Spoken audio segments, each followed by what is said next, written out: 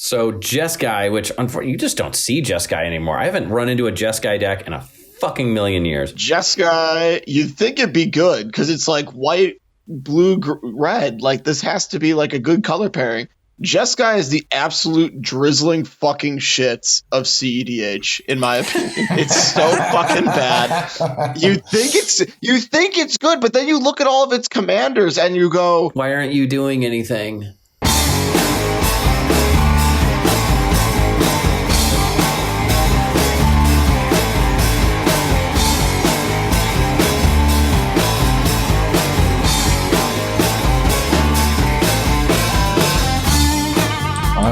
Welcome back.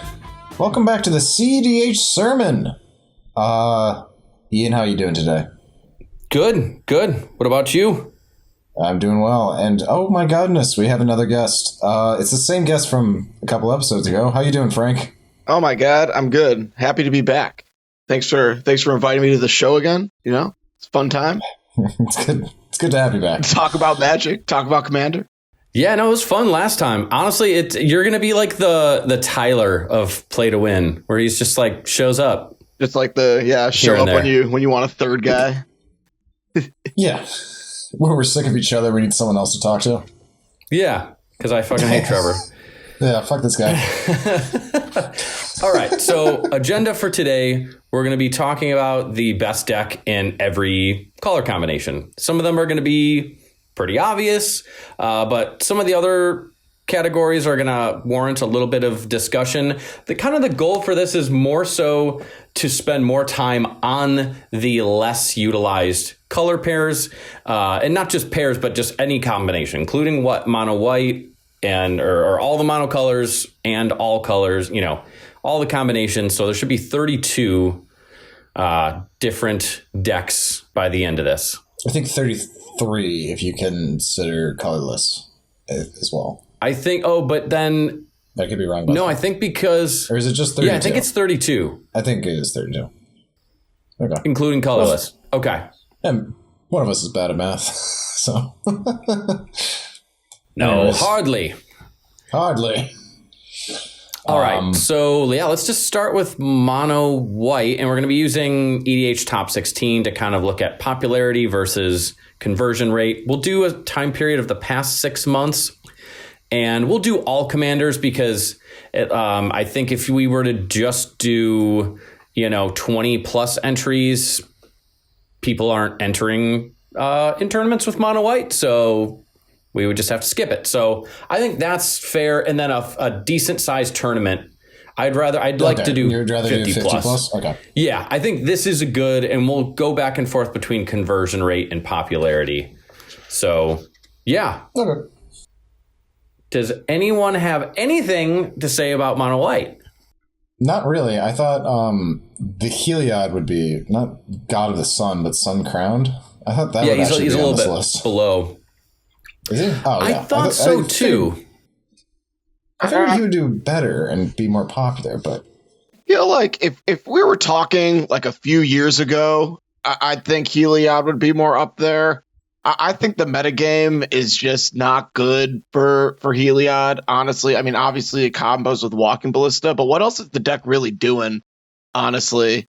Like, it's mostly stacks, and just being it's pure stacks with one main combo. There might be a couple other backups in there, but there's not really any big draw engines or anything. So you're like really hoping to stacks out the board. And we've said it before on the channel, pure stacks without any sort of advantage engines is just not that great. Yeah. And like looking at like just kind of like a list here, like, I mean, you have Aetherflux Reservoir, but that only kills one person. You really need to be able to deal with like the whole table in one shot. And I think that's probably Heliod's biggest problem, is that you can't really kill the whole table efficiently. Like you might take out one person and then it's like, well, then the two other people just like wreck your shit, So. Yeah. And you can see here only one entry. So people have kind of moved on, but there's 14 entries for Oswald Fiddlebender. Now, I think this deck is also a stacks deck, but it's more of a tutor chain up to your combo, and it can have some very fast wins, especially with oh damn, someone got, let's see, did anyone do anything in the past 3 months? Someone in November got second. Someone in January got seventh. Yeah. And a 64 player. I mean, let's look at this one. Couple good finishes. So, oh yeah, and with Tezzeret, you just have more tutors. But yeah, Oswald is 1 and a white, so he's a nice cheap commander. He's a 2/2, and he's a gnome artificer, and it has magical tinkering, which you pay white, tap him, sacrifice an artifact, and search your library for an artifact with CMC 1 plus whatever you sacrificed mana value. So it's really easy to like tutor up the chain. You could almost kind of make a comparison similar to Magda, but Magda is different. It's not like this is just a mono white Magda. There's more to it than that. But I think more like a mono white pod deck. Yeah, you know what? That's actually a good way of putting it. It's a mono white pod deck. But you got a lot of these artifact creatures and stacks pieces. Like you're probably going to see that Hope of Girapur, and I saw Aethersworn Canonist. But then, I'm guessing there's going to be like, oh my god, 50 artifacts. Oh my god. I love that. You scroll down, it's like 13 creatures, 1 sorcery, 6 instances. It's like, okay, I wonder, what's the artifact count? 50. It's half the fucking deck. Oh my god, awesome. That's so much. And then you have so many, all the classic Grafdigger's Cage. I'm guessing you probably don't want Cursed Totem because you need to be able to, but you have those portable hull type effects where you can tutor it out and exile a permanent or a non-land permanent of an opponent. A lot of it's a very toolboxy deck. I at one point wanted to build this because it looked so fun. But it also looked like you have to know your lines and you have to know your artifacts, and memorizing 50 artifacts, which I'm sure half of them are very obscure and you don't see them very often. But I think you just go ahead and get your fucking staff domination, and then you can. How much does it cost to do this? You need 1 white, sacrifice an artifact. Oh, you need to sacrifice an artifact. Yeah, gotcha. And then you need a way to untap Oswald so you can do it again.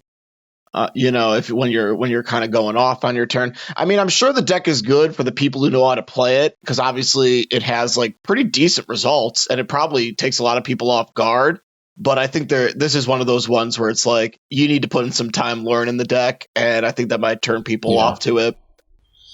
Yeah, I like there are some turn 1 wins with like Metalworker and Mishra's. Is it Mishra's Workshop, where you can get like it taps for 3 mana, but you can spend for only on artifacts. Mm-hmm. And you can. What's nice about this is if you have a turn 1 artifact play that's like, or just like whatever. Maybe you get like a turn 1 Oswald, and then you get a 1 CMC artifact out there, and you tap them and sack it. You can immediately get Marvin, or if you have enough, I mean, there's probably so many scenarios where it's like turn 1, Chromox, Lotus Petal, and Soul Ring and a land. Okay, I'll cast, Oswald. I'll tap the Soul Ring for a Grim Monolith, and then I'll tap this for like a Marvin. Now I have haste. Now I can tap him and and sacrifice this. And you could probably have some really crazy explosive turns, which is why I think this deck is probably the most relevant mono white deck. I mean, the stats just absolutely they speak for themselves. This honestly looks like a fun deck. I like the fact that there's 13 creatures and only 2 of them are non-artifact creatures. And that one's a land on the other side. What's the other one that's not an artifact? Giver of Runes. Oh, yeah. Yeah.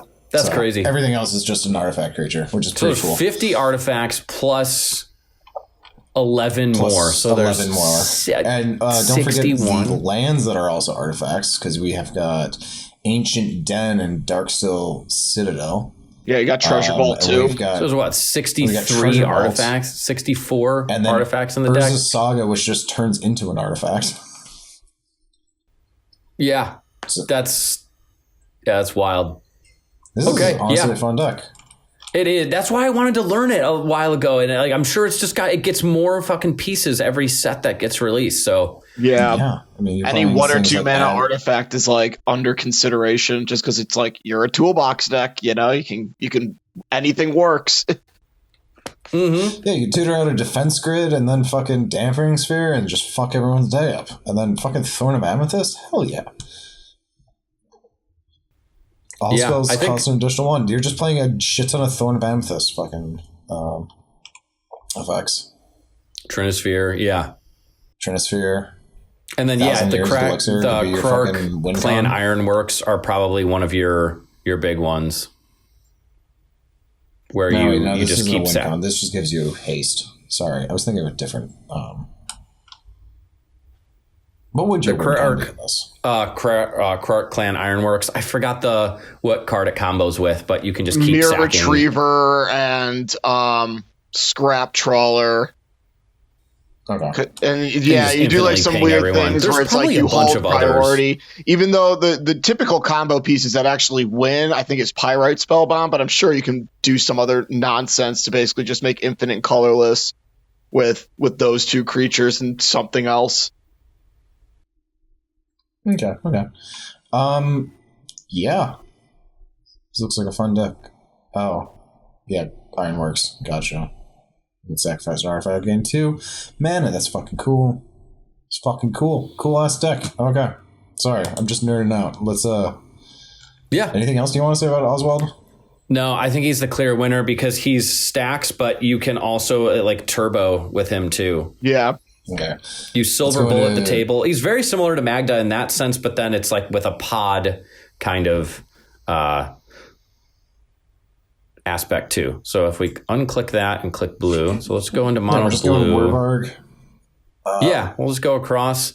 So this is popularity. Of course, Urza is well, I always like to start on popularity to see like this is what people are playing. Mm-hmm. Got some new ones. Orvar's always seems so cool, but he's just it's a bracket 4 deck. I mean, it's like a weird clone tribal. Kind of. Orvar has some weird combos with him, doesn't he? That involve and using you just Orvar. as long as you target something, you make a copy or like a token copy.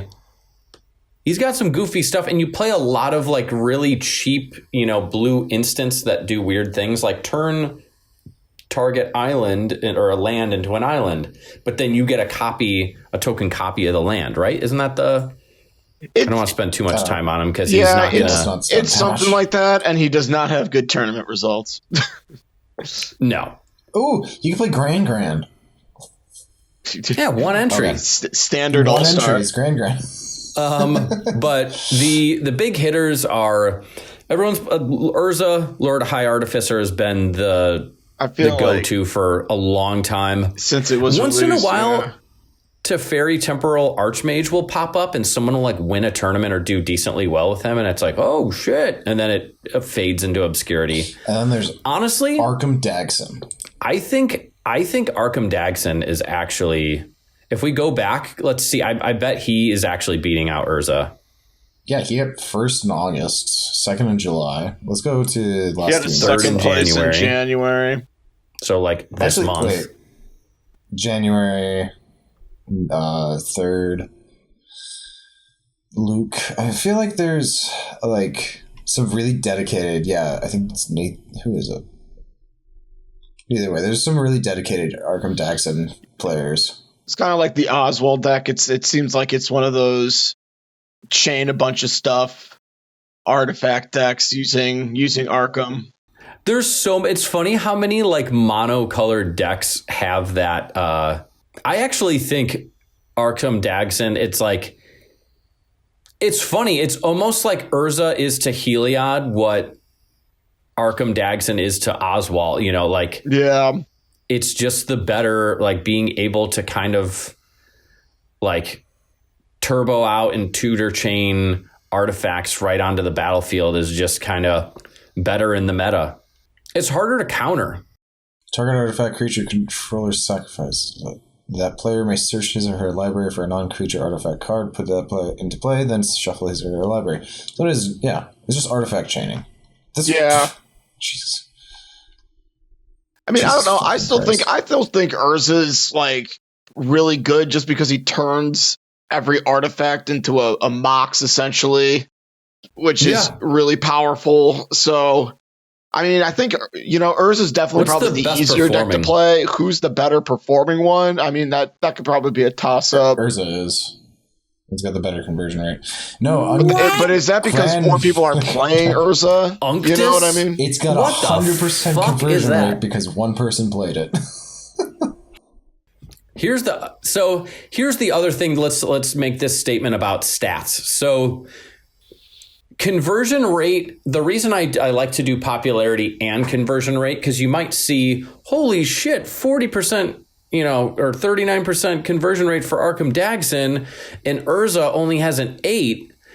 Now, I would say that's a big enough disparity between the two to be like, okay, I think right now Arkham Dagson is probably the better deck, but the Urza is way more popular. Mm-hmm. And like, let's just go back really quick and see like how many more 49. I don't know.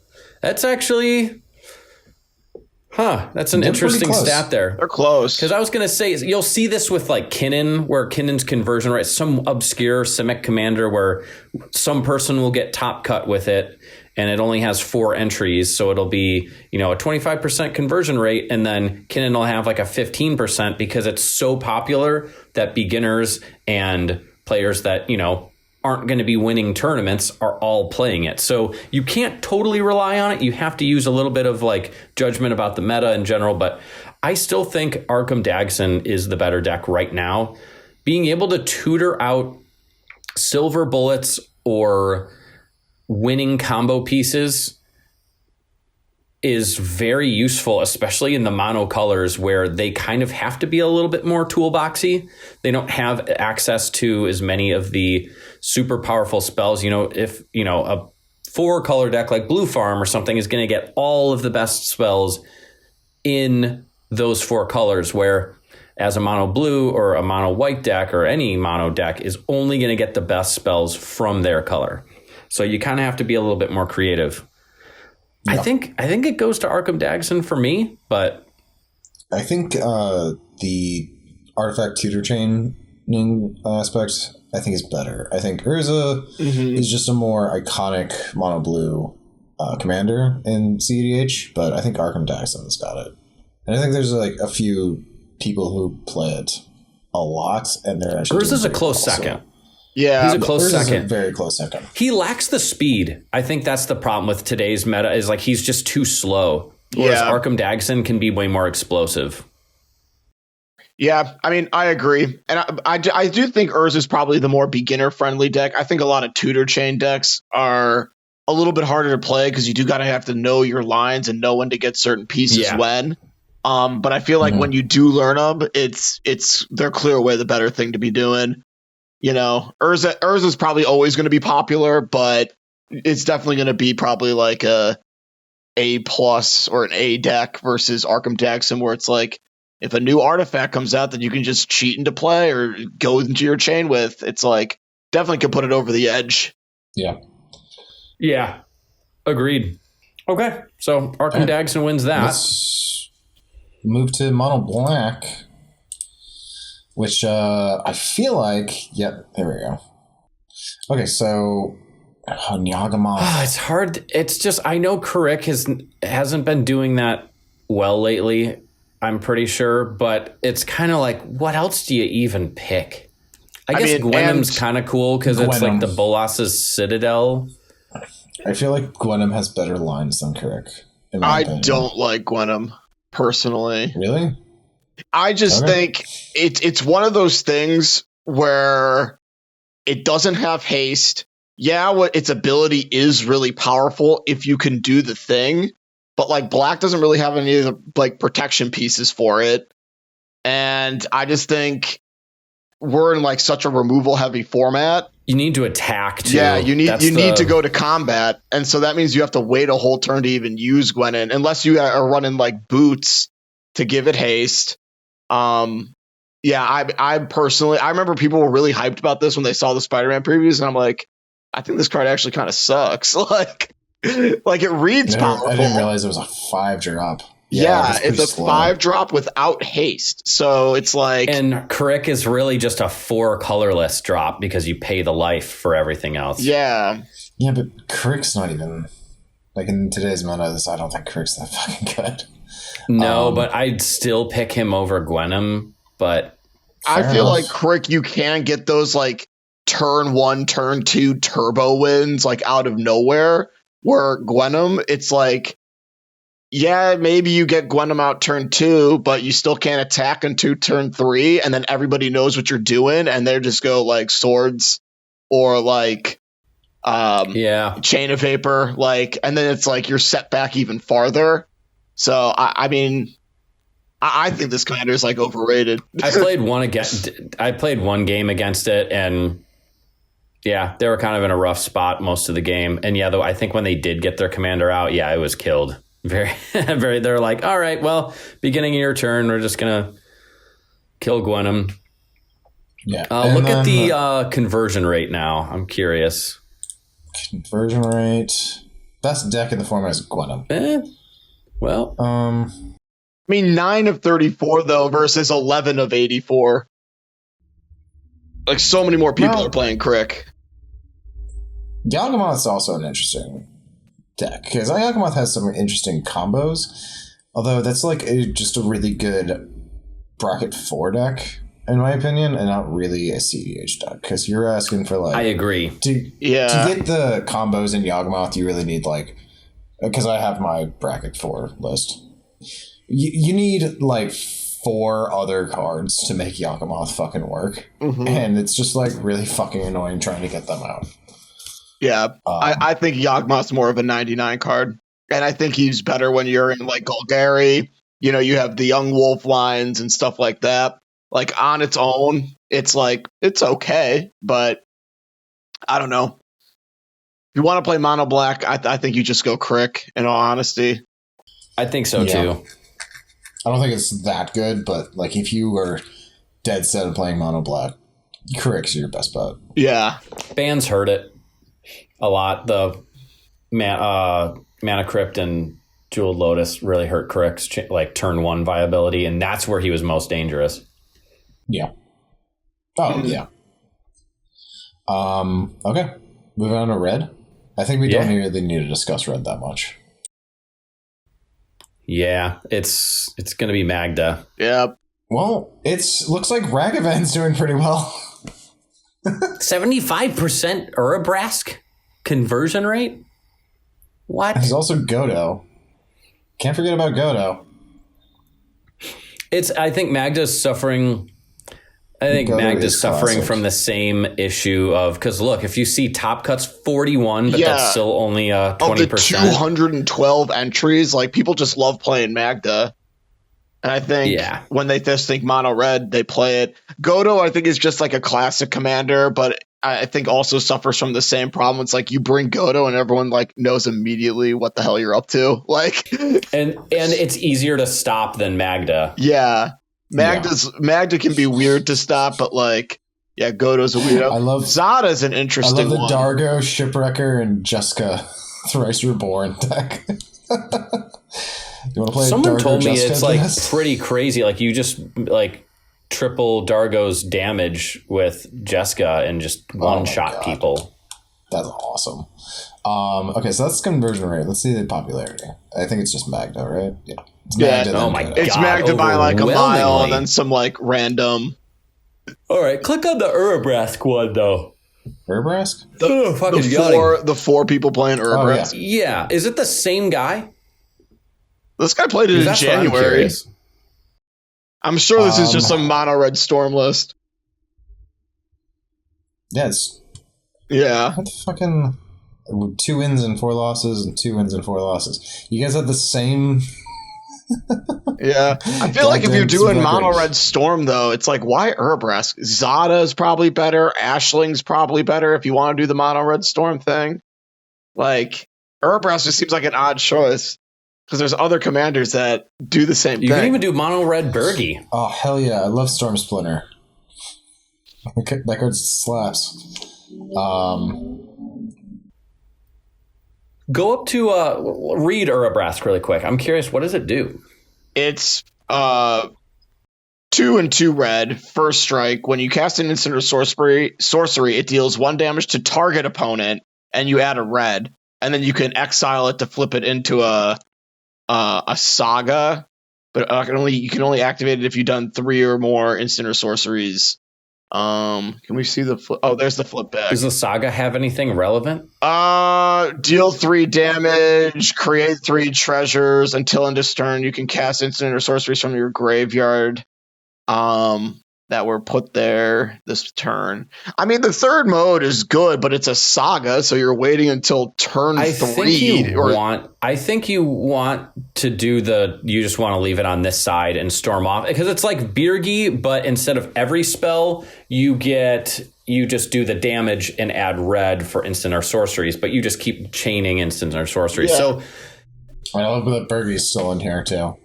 Yeah, of course, because then you get double red for everything you cast. Same with Stormkin. Yeah, so you basically get 3 red if you have the Stormkin out as well. Oh my god, that's so fucking ridiculous. And oh my god, yeah. Oh my god. And then let's see. Well, let's keep an eye on it. I don't think it's going to be relevant, and Magda will almost always be relevant because as they print more artifacts, which they always fucking do, it's just going to that you can tutor out immediately. Whereas this is, you're very much at the mercy of RNG of your deck. Yep. RNG is a huge hitter in this one. So yeah, Magda. We need to look at Magda's deck list, but everyone knows Magda's deck list at this point. Yeah, we don't need to go into that. Okay. All right, let's go into green, which I think right now there's a very clear, distinct winner. Yeah. Oh my god, Lumra. And that's Lumra. Yep. Another one, I wish Yisan. It's such a cool fucking deck. It's like a tutor chain, but it's not as good because it's not artifacts. Selvala, you always have to be worried of. But yeah, Lumra is... Yeah, it's making waves right now. I mean, it's a lands deck, dude. You can't interact with it. It's like, it starts doing its thing. Good luck. Exactly. Let's look at conversion rate real quick. Azuri. Of course, there's always some weird fucking... Ashaya, Azusa... What? Azuri? Someone was playing elves? Azusa? But yeah, conversion rate of a deck that's popular of 18%. That's not bad. That's not bad at all. Yeah. Because, yeah, you want it closer to about 20-25%, because that's about average for a cEDH deck. Or just like a deck in general. I was telling one of my friends that I used to play a lot with in Chicago, they were like, last year they were like, yeah, I'm gonna note down every time I win and lose whenever I play Commander, because like I want to get better at it. And I told her, I was like, yeah, you can do that, but like just note that your win rate should be roughly about 25%, because everyone else at the table is trying to win at the same rate as you. Yeah, it's hard for new players to accept that. We had at Blight on Tuesday, there's a younger kid that came in. He's about like 13, 14 years old. So he's like 7th, 8th grade. And he played Pokemon, but he's like, well, I want to give this a shot. And he'd never played cEDH before, only had just learned Commander like 3 to 6 months before. And we're like, all right, it's going to be pretty rough, pretty intense. But we taught him. And now he's like, he's countering stuff. He knows how the stack works. He knows what good cards are and what good decks are. I mean, he's come a long way in the past, like maybe like 3-4 months he's been playing. And it's like, damn, the kid's going to be fucking fantastic by the time he's 18. And then, I mean, not that you have to be 18 to join, tournaments, but like he'll have more, he'll be able to fucking drive, and actually maybe, go to bigger tournaments. Like he's going to be very knowledgeable. And, kids fucking learn like goddamn sponges. They just soak everything up. And yeah, it's crazy how quickly he's picked everything up. But yeah, it was very hard for him to accept losses at first. He'd get pissed a lot and be like, fuck this game. This game sucks. And it's like, you're going to lose most of your games, man. You're going to lose about 80% of your games, bub. Pretty much. Yeah. And as a new player, you're going to lose about 90% of your games. So yeah, get used to it. But yeah, I think it's clearly Lumra for this one. Yeah, I don't think it's even particularly close. Even if Lumra wasn't there, I mean, all these other commanders, I feel like, besides Yisan, it's like you have a lot of elf ball stuff. And it's like, I guess Tatiana's a little different, but yeah, I think it's going to be Lumra, and I think it's going to continue to be Lumra because lands is another one, kind of like artifacts, where they'll keep making good ones, and that means Lumra has a new tool to do something with. So yeah, not like it needs any more or anything like that. Yeah, but yeah, all right, clear win for Lumra. Let's do Colorless, which I have no clue. That's going to be that one Eldrazi, isn't it? There's a couple Eldrazi's. I mean, Kozilek. Zolodoc. Some of these are like color decks that are labeled as colorless. Oh, yeah. Ral, Atali. Liberator, There's Urza just Battle no name. Yeah, the colorless Ral Monsoon Mage deck, dude. Yeah, I think it... I don't know that much. Like, what? It's clear winner is the no one. It's saying don't play fucking Colorless. 285. No, it's not even unknown. It's just nothing. So it's saying don't. Your best chance of winning is not playing Colorless. But the one that I've seen more. Hold up, conversion rate. I think it's the Zolodoc, right? What the fuck is this? Conversion rate is just all partners, and then you have Coast like Butcher. What the fuck is this shit? Okay, no, it's Zuladoc. That's the one that I've seen the most. Yeah. Like, we'll just say Zuladoc. He has 5 top cuts. He has an actual popularity. Yeah, there are no people that actually play this card. The colorless spells you cast from your hand with mana value 7 or greater have Cascade. Yeah. It's ridiculous. And you're just constantly playing things that have Cascade, and you're also playing Kozilek, and you're playing Big Eldrazi. You're playing Emrakul. You're dropping big ass shit. It is cool that an Eldrazi deck can at least be, I don't want to say relevant, but it can hang at a cEDH table. It might not do much, but I'm sure there's those like 1 out of every 10 games where you just go fucking off the wall. Yeah, and Eldrazi are like really popular, I feel like, and I think it's a thing that Wizards will go back to.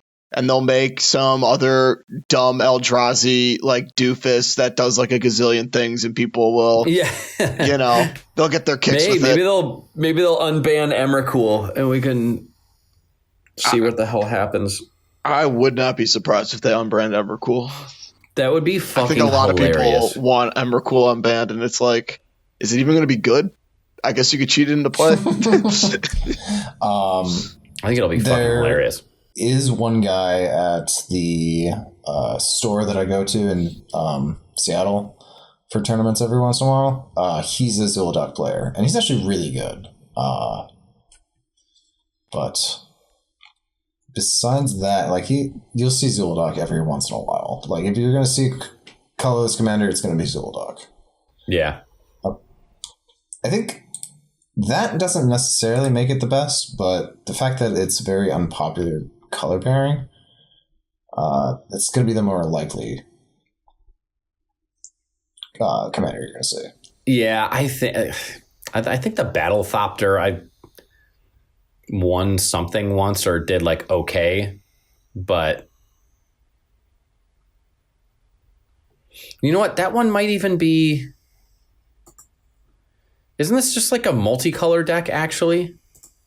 Like it's not actually a colorless? No, it is. No, it's colorless. No, okay, it is. Yeah, it gives your artifact spells flash.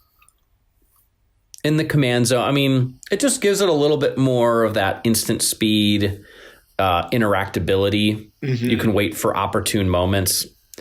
But then you don't get that cascade, let's see what the fuck happens. You really have to be smart with your plays and know what you're doing. Yeah. I mean, looking at the Probably list, a lot of the typical walking ballista kind of lines. Yeah, you're definitely more on the traditional artifact lists, except you do not have like the chaining ability. I think you're more on the banking of I can play all my stuff at instant speed, shenanigans, and win over the top. Yeah. Yeah. But yeah, I think you just have to give it to Zolodok just because of the actually it's a little bit more proven, but yeah. There's also just better artifact decks.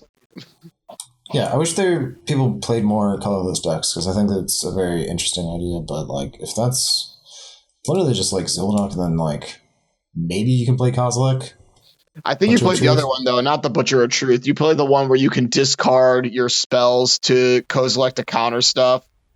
Yeah, I agree. That one, the Great Distortion. Yeah, that's the one.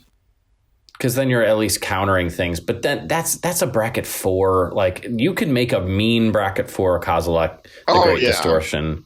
But like in cEDH, getting up to 10 mana, it's a big investment. Fast and enough you need 2 wastes. Yeah, which I mean, well, your deck is full of them, but yeah, true. Yeah, it's still just. Am I right? It's full of waste. Yeah, I don't think we need to spend any more time. Let's do Azorius. We'll do white, blue, white, black, white, red. Like that's how we'll kind of go through the ranks. Okay. So, white, blue. Is it Jeskai? So this one's actually those top 3 right there are all ones that I think are relevant. This is one of the ones that's going to be the hardest because, and even Tameshi, I just think Tameshi hasn't done too much as of recently. Shurikai also hasn't done rate. What's the popularity? Heliod's the most popular. The top 4 are like the exact same. Yeah. Yeah, I think. What does Tameshi do? I don't even really know what Tameshi does. Tameshi has like some weird like a thing blink where combo. with like activating it. Yeah, some weird blink combo. Because like Plagon, and you can make it. You can do some like kind of like Staxy stuff. Yeah, you can do. You do some weird loop where you bounce the land. I feel like that's another one that were maybe better in the 99. whenever one or more non-creature permanents are returned to hand, draw a card. This ability triggers only once each turn. And then for X and white, return a land you control to its owner's hand. Return the target artifact or enchantment card with mana value X or less from your graveyard to the battlefield. Activate only as a sorcery, and then it has a flip side. No, it doesn't have a flip side. It's just... Okay. I see where the white comes from. Okay. Interesting. Mm-hmm. I've seen deck text on this card, and it looks. I think fun it's just sure. harder to get it going. I think Shurikai actually, I would say right now, I don't think it's, or if you were to ask me like 3 months ago, I'd be like, no, it's just not relevant. But I don't know. I feel like once we start getting into the turbo thing, the weird, and like we still have all these like annoying cradle and all the activated abilities of things, like I don't know, it might kind of make a comeback. So Heliod's kind of like a wheels deck where it's the flip side that you really care about. Heliod. Yeah. When it enters the battlefield, return. Okay, so then for 3 and Phyrexian blue, you can transfer Heliod to. You may cast spells as though they had flash. Spells you cast 1 less to cast for each card your opponents have drawn this turn. Okay, that's pretty fucking cool, actually. Which sounds bad that you want your opponents to draw cards, but if you have a silence effect, you know, Teferi, you or basically like just deafening silence. You play like Time Twister, Windfall, deafening silence. You play all those types of things, and you just kind of wheel through, and then you get to cast them for super cheap. So you can, it's almost like a wheels Azorius Storm, and you can be pretty interactive. I'm guessing there's a shitload of instants in this deck. Hullbreaker. They play Days Undoing. I love this deck. Yeah, it made Days Undoing relevant. That's fucking awesome. Yeah, Echo of Eons. It's like you're just playing like 1 mana Displace Your Kittens and 2 mana Hullbreaker Horrors. Yeah. Okay. This deck is actually pretty cool. And then you can essentially cast a Phyrexian Metamorph for free. Yeah. That's pretty 1 good. mana Spellseeker. Yeah, it's pretty crazy what you can end up doing. And is it just all spells or is it non-creature spells? It's all spells. It's all spells. Yeah, so like you could basically cast 0 plus 1 mana Coveted Jewel Dude. that's Like fucked. you can do some nut stuff. Actually, Coveted Jewel Dude's like 2 things because it also 0 mana Machine God's Effigy. That 0 mana Chromatic Ori. Think about that. That's fucking dope. I actually really like this deck. I know. I think it's actually powerful. Like, you have to know what you're doing, but like, it's a cool list. Mm-hmm. I think based on the potential of it, go back to the like overall view of all the. I think Shurikai might see a little bit of a comeback with the recent meta, but I think that Heliod has the best chance. Although Yeah, sure. I think I saw a comedian, he made like Top Cut or something with Plagon or something like that. Well, Comedian's been on record saying that Plagon was kind of just a meme deck that he made work because it just draws you a shit ton of cards. Yes. I've played against it before, and it's like, it literally just keeps going, and it either like goes like manually storms through the deck until it hits Thassa's Oracle, or you just keep drawing, or it kind of like dirtles. Yeah. I think Heliod Radiant Dawn, I kind of want to build that deck. That sounds fun. But like Shurikai, the Humility Shurikai, where like you turn everything into 1/1s, and then I forget what Shurikai does, but it essentially makes it so like nobody can do shit. Oh yeah. You can keep untapping it and keep drawing until you do like a blind obedience type combo. I think is usually this creature crews what you see. Okay. Then Humility. Where's Humility? Then our enchantments. They're not even playing Humility. Oh, come on. I know. I think you almost have to. Come on. They're playing Supreme Verdict and not Humility. Come on. Okay. Oh wait, this list is on Humility and Counterbalance. Ooh. But yeah, I think it's Heliod. Before we spend too much time on Azorius, Yeah, I think it's Heliod. Yeah, I'd agree. Yeah, I think Heliod the Radiant Dawn is pretty solid deck, honestly. That seems like a lot of fun. Oh, absolutely. And then So go to Orzhov, which Ketramos. Wink, wink, nudge, nudge.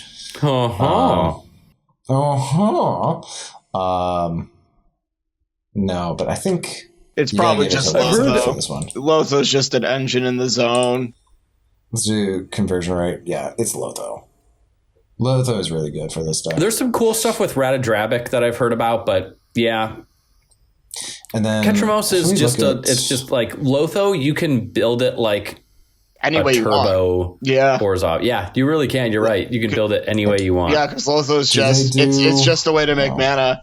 You're not really locked into doing any typical Orzhov stuff, so it's like you can just play all the good stuff. You can play some nonsense combo, like it's just kind of open to doing whatever. Yeah.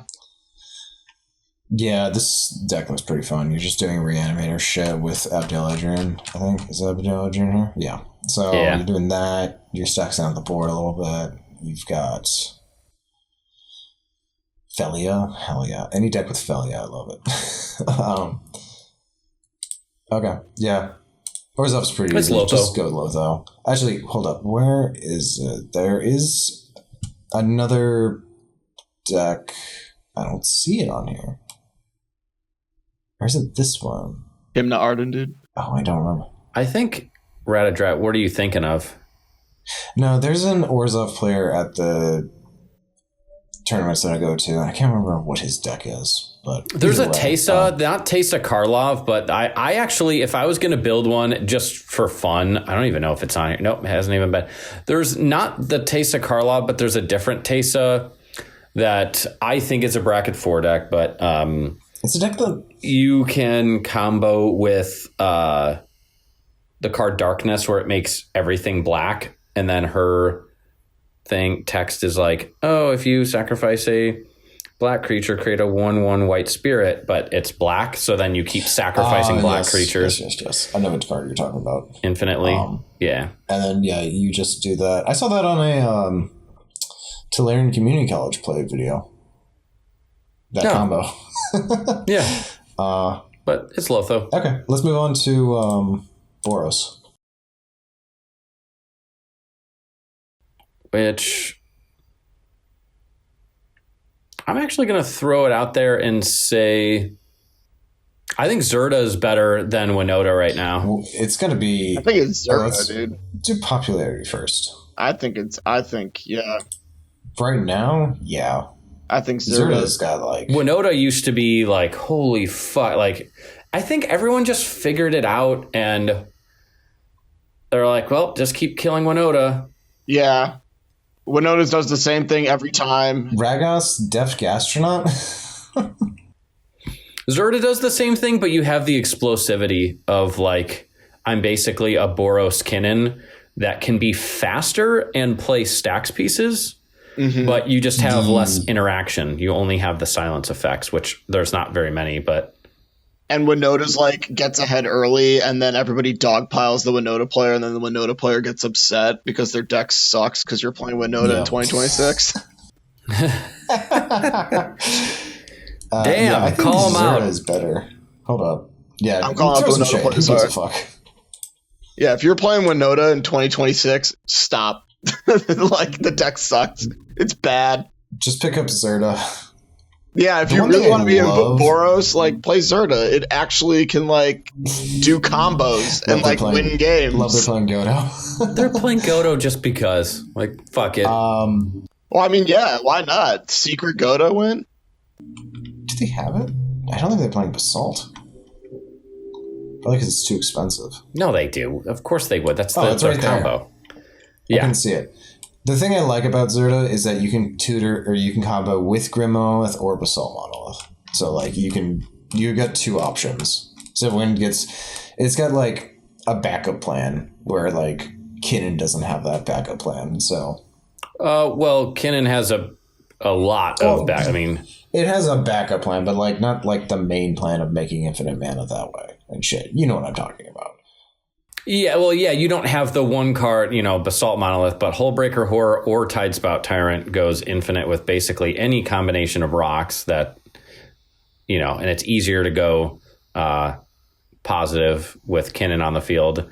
And then you could do which I don't run the Freed from the Real shit because I think it's just kind of like you have to have if you have birds and Freed from the Real in hand and it doesn't have haste, well, you're kind of fucked and you can't really tutor easily for the Freed from the Real. But you've got, what's the other one? Valley Flood Caller and Retraction Helix you can do as well. But yeah, point being, Zerda, I think there's definitely a theme here. We haven't gotten to any of the really big prominent color pairs, but the main theme is you have to have an explosive aspect to the deck. Oswald, Arkham, Karik, Magda, Lumra, Heliod, Zerda. Like everything has been very like, I can win super fast if needed, but then I can rely on my backup plan of the within my colors. So, yeah, I think it's Zerda. Yep, agreed. Okay, right. What the hell is Selesnya? Oh, I know what it's going to be. So, Nala's being super cute next to me, so she's joining us now for this podcast. You got poop on your butt. Yeah, that's gross. I don't want you on my shoulder anymore. All right, I gotta take care of my cat. Elevir. You guys talking about this this color? All right, you wipe her ass. It's Elevir. I fucking hate the Selvala Explorer return. These decks take for fucking ever, and you're like, just fucking win. Stop drawing me cards to stop you, and then you drew everyone else cards, so now we all have interaction. Fuck that deck. I fucking hate it. Sithis can do something. It can kind of keep shitting out enchantments. I was going to bring up Sithis, even though it's like, I feel like not super great right now. I feel like if there's ever good enchantments, Sithis becomes a lot better because it's just a 2-mana draw engine in your command zone. But the thing is, you basically take Sithis and you put it in the 99 of Elevir. I feel like Elevir is like different than Sithis, though. I feel like Sithis is more like true Enchantress, where Elevir, it's like you're doing a lot of stuff with creatures for Elevir's ability. Yeah, but then you have a shitload of enchantments that you're...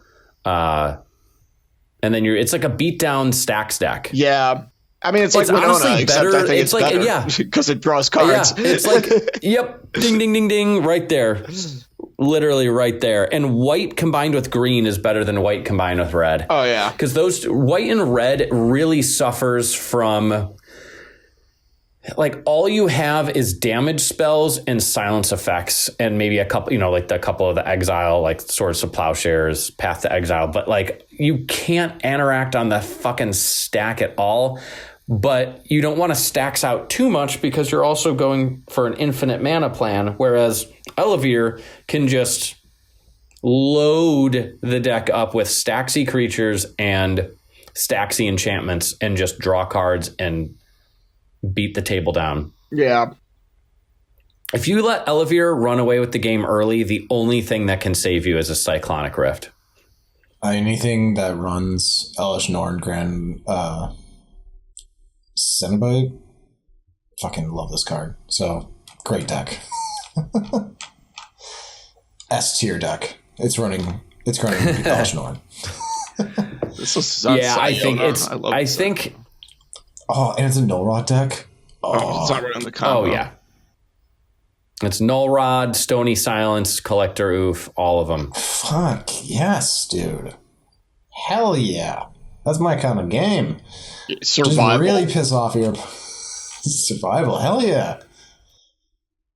Survival of fittest, root maze. It is fucking, let me tell you, it is really annoying playing against an Elevir deck. You're like, okay, guys, we got this. And then turn one, fucking root maze comes out and they're like, they'll go like forest or like whatever, Savannah, Chrome Mox, Deafening, or Root Maze, Deafening Silence. Okay.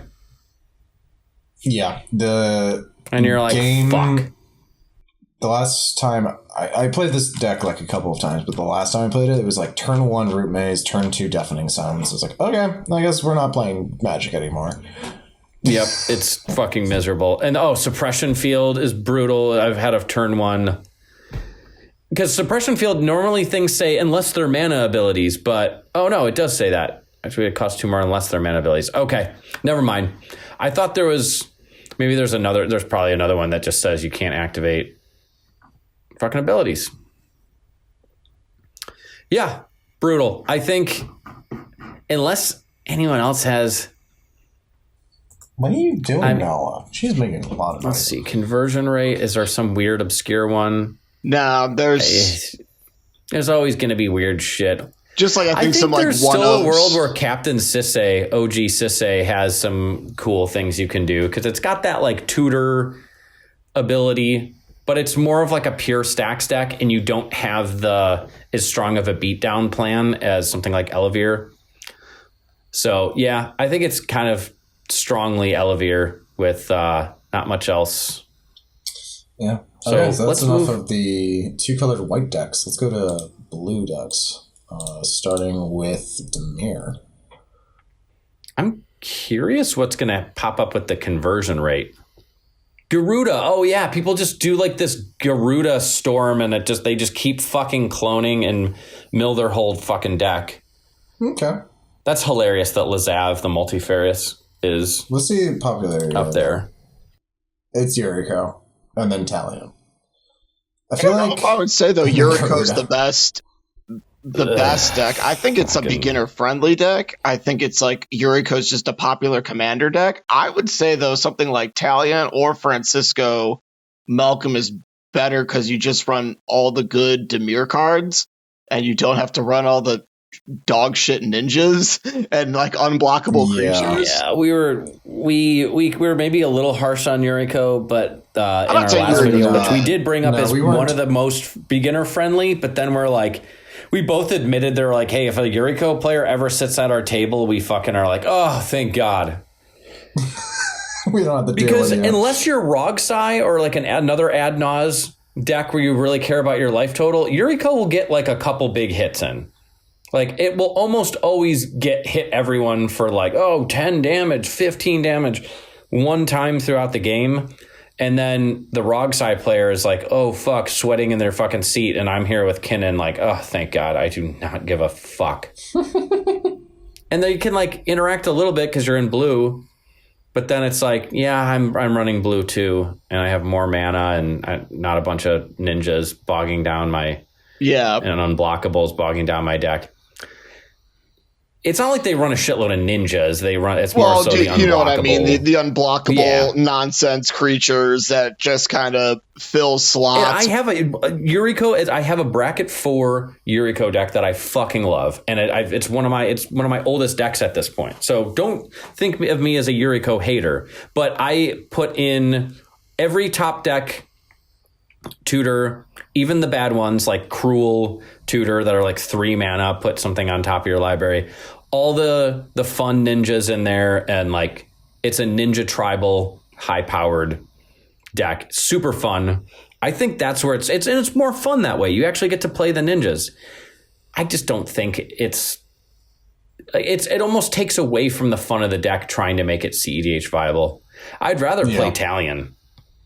Talion's a really cool cEDH deck. You're just fucking... Yeah, I like Talion. And you know what deck I actually really like? And it's not that good, but Vohar. This is like a super turbo... let's see. Has it done shit? Nope. Trevor. Durix. That's like a mix of both of our names. Yeah, so it's a blue and a black... A Phyrexian Merfolk Wizard. It's a 1/2. Tap it, draw a card, then discard a card. If you discard an instant or sorcery, each opponent loses 1 life and you gain 1. Or pay 2, sacrifice Vohar. You may cast target instant or sorcery card from your graveyard this turn. If that spell would be put in your graveyard, exile it instead. Basically, you do like an Isochron Scepter type line, or you do a type line, or you do... you could probably do Retraction Helix and Valley Floodcaller, which I don't see in this list, but some way to get infinite mana, or you just do the typical turbo Thassa's Oracle Ad Naz. Oh, yeah. It's not that great, but I do like that it turns on your... you can get Deadly Rollick and the Flare of Denial now, and all those free commanders, but Fierce Guardianship, shit like that. You've got the fucking immediate Thoracle win option. Yeah. Shield Sphere? Hell yeah. Anything with Shield Sphere. Fucking great. Yeah. Deck. Anything with Shield. What the fuck? Why would that even be in there? It's free. There must be something. Yeah, it's just a free 0/6. It's a free 0/6. So any free artifact, there's probably some dumb crap you can do with it. It's got to be something with the -1 counter. There's got to be some weird thing, because like that makes no sense to me. Okay, so what deck are we giving the best deck? I don't know. I'm going to say Talion. Yeah, Dimir's not that good. I'm going to say Talion too. Yeah, if I were to play a Dimir deck, I would play Garuda's Talion. had like a decent amount of like... Hold on, what does this deck do? It's where you mill things and you just play a shitload of clones. I mean, it just seems like one of those. I feel like it's probably better than Yuriko, but I'm going to put it in the same pile of like, if you go to like your FNM to play cEDH and you just kind of want to play like some weirdo deck, like, yeah, play Garuda. Like, it does some fun stuff. If you're actually trying to go to a tournament, don't. Like, don't play Garuda. Yeah. Play a deck with like real win cons. I mean, I guess it does have real. If you're trying to go to a tournament and you were like, maybe I should build Dimir. No, just don't. Just build Esper. Add another color to it. Just build Esper or build Grixis. That's it. Just add either white or red and you'll be fine. Yeah. Unfortunately, yeah. Okay. That's enough of Dimir. Let's go to Izzet. Yeah. It is. All right, here's another kind of easy one. There's actually a lot of really good Izzet commanders. I have thoughts on Izzet for sure. Okay, so I think based on right now, you kind of have to say Ral.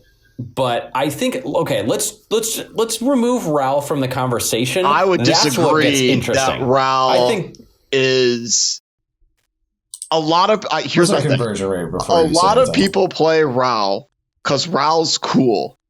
I would say honestly, I think Storm decks are not that great because you get targeted so hard as the Storm player. Because, like, look at them out there. I mean, like, the conversion rate. It's hard to come back from. And Vivi, too. Terrible. Yeah, like, with 251 players and 261 players on Ral and Vivi, and it's like the people who are actually, like, top cutting it, like, drop dramatically. Like, because I feel like just as that player, one, you're going to have issues where your deck just fizzles a lot. And I think people just see that what your commander does and they go, okay, just swords the Ral, swords the VV, bounce them, like do whatever you can so you can't do the thing because you're just going to just chain a bunch of crap. I don't think those decks are really that resilient. They're just like popular because people just love Storm. Ral has the problem that Rogsai can kind of run into at times where if everyone agrees right at the beginning, like, okay, like we're going to at least be responsible and hold some interaction for Ral. And everyone's like, okay, yep, sounds good. And unless Ral's in first seat, you're fucking fine. Yeah. I feel like they're really easy to stop because like once you stop them and then if you stop them a second time, they're kind of just out of the game. That's what I mean. Because they usually dump their hand too. That's the other thing. It's like, oh, fuck, I used all my rituals and shit. And now like you get one or two good turns. And yeah, then you're just, if anybody has any interaction, you're done. Like that's it. You're just VV's a little more resilient, but I think they're about the same because I think VV runs into the same problem because it's like slower. You get your VV it's the out. Same problem. It's just a little more resilient, but it's slower. Yeah, it's slower. And the moment you go, I'm going to cast Curiosity, everyone's like, kill VV. What would you say is better than Ral then? I would personally just like 1,000 paces. Honestly, yeah, like something a little more resilient, like Kark, Hittis, Malcolm. Stella Lee. I mean, even Niv Mizzet, which is an old school one. No, Stella Lee's even harder to get going than Ral. But I feel like it's a little bit more of a turns to get that set up. A resilient has a little more resiliency with it, or even like Niv Mizzet because Niv Mizzet's uncounterable, or even something like Jihora where it's like just like Artifact Storm and you're drawing cards. I just feel like people like just go to these two because they just love those two commanders because they love playing Storm and they just don't experience that Izzet can do a lot more things than just play ops. You're right, but I think Ral is like the boogeyman. It is kind of like, even though maybe it'll have the same fate as Winota, where as time goes on, everyone's just like, fuck you, Ral. And there's a Winota. Well, don't let that fucking resolve. Or just immediately fucking swords it. And I think just with the sheer amount of people playing it and its conversion rate, it's like... It's good, though. The conversion rate's 20%. or 25% for Ral. That's good for a deck that's that popular. I mean, sure. I don't know. Like, yeah, that's really good for a deck that's that popular. Like 20 or 61. Yeah, I would give this one to. I think it's Ral. I would give this one to Ral. At least for right now. I think in 6 months, if shit changes, we might be looking at like shit would open up. That's why I was like, let's pretend we're in the future and Ral's gone for some reason. I think the conversation gets way more interesting. Yeah. And I mean, I'll say Ral right now. Because I agree with everything you're saying, but... Oh, go ahead. I was going to say everything you said about the other decks being more resilient and having more options and less of like a, well, if you stop them, you know, Ral's basically done for. But right now, it's just too scary and it's too proven to not pick Ral, unfortunately. I just feel like I've seen a lot of Ral players recently, and it's like they have like the one scary turn, and if there's anybody with interaction... or they fizzle, they're done. And they just sit there. Yep. And they twiddle their thumbs. And then they can't help the rest of the table because it's like people just like... they're out of the fucking game. Yeah, they're just straight out. So, yeah, I don't know. Okay. We'll have to see. You could argue that even like a deck as good as Rogsai has that issue too, though. Because I've seen games where Rogsai is like, all right, well, I'm fucked now. But I think Rogsai has become more resilient, and I think a lot of that has to do with the fact you're in black. You know, like Rogsai is also a turbo deck that can fizzle, but Rogsai is also a deck that you storm after you've ad-naused or necroed. Exactly. Like you don't have to just manually storm through your deck. You're like, okay, I drew a fuckload of cards. What can I do with these? And that's way easier to capitalize on. Exactly. And you have like a very specific combos that you're going for where, Ral is a manual storm deck. And like same with Vivian. It's like you run into those manual storm deck problems. They're fun to play, but I think they're based on like what like these entries and stuff. I think they're a little overrated. Okay. I feel like that's enough to say about Izzet, honestly. Yep. Let's go over to Simic, which we know what we're going to pick, but I'm curious to see. Now this we should do. Go back to your example and be like, let's ignore Kinnan for a sec and look at every other deck. Zimone. Zimone's actually really fucking cool. Oh, what does that do? There's a guy on shout out to Chocolate Thunder if he's listening to this on the r/cEDH Discord. He plays Zimone and he's really good at this goddamn deck, and I lose to him all the fucking time. This is a Manifest Dread commander. Oh, okay. It's Landfall Manifest Dread. It's Landfall Manifest Dread. So whenever a land you control enters Manifest Dread, if this is the first time this ability has resolved this turn, otherwise you would turn a permanent you control face up. And that doesn't... I feel like when you do that... Hold up, it says right here. Wait, is it kind of like a manual storm, or is there like a combo? No, it's like a fucking... There's some unique cards in that deck. That creature list was interesting to say the least. It's kind of a manual storm. It's a landfall deck, so you're just running... Oh, like the land drop doublers and... Yeah. All the land drop doublers, you're trying to get a bunch of fucking weird shit out, and like... Oh, you got Quarian Ranger? Or something? I'm just looking at like an elves list. It's hard to explain unless you go up against it, then you know exactly what they're doing. But like Traveling Chocobo is a fucking banger card. A Boron Oculus is a banger card in this deck. Springheart Nantuko. Like, it's sort of like a Staxy landfall deck. It's really fucking good. But yeah, shout out to that player. They're pretty good. But and Alondo the Seer, I lost in the top 16 to a player that was just like, oh, I'm just playing Alondo the Seer, didn't really do much, and like well, it's not they weren't doing it. They were just accruing all this value. And then all of a sudden it was like, all right, well, I don't know how long ago it was, though. I wonder if I forgot if they ended up top performing within a year. Deathmatch? That was the one you guys went to, right? It is. Oh, honestly, I feel like I saw that guy there. So, I did not see this deck. Ooh, Arkham Daxon got third place? Hell yeah. Oh my God, Arkham Daxon. It said he was, 22nd? I just feel like I should play Arkham Daxon. Here, wait, scroll down. Let's see when the first RAL player was. Because I played against so many RAL players who did fuck nothing at this tournament. 52nd. 52nd. And then 55th. Are you sure we didn't miss one in the top 16? Just curious. No, but there's a Kark Sakashima. That's what I'm saying. All right. One tournament.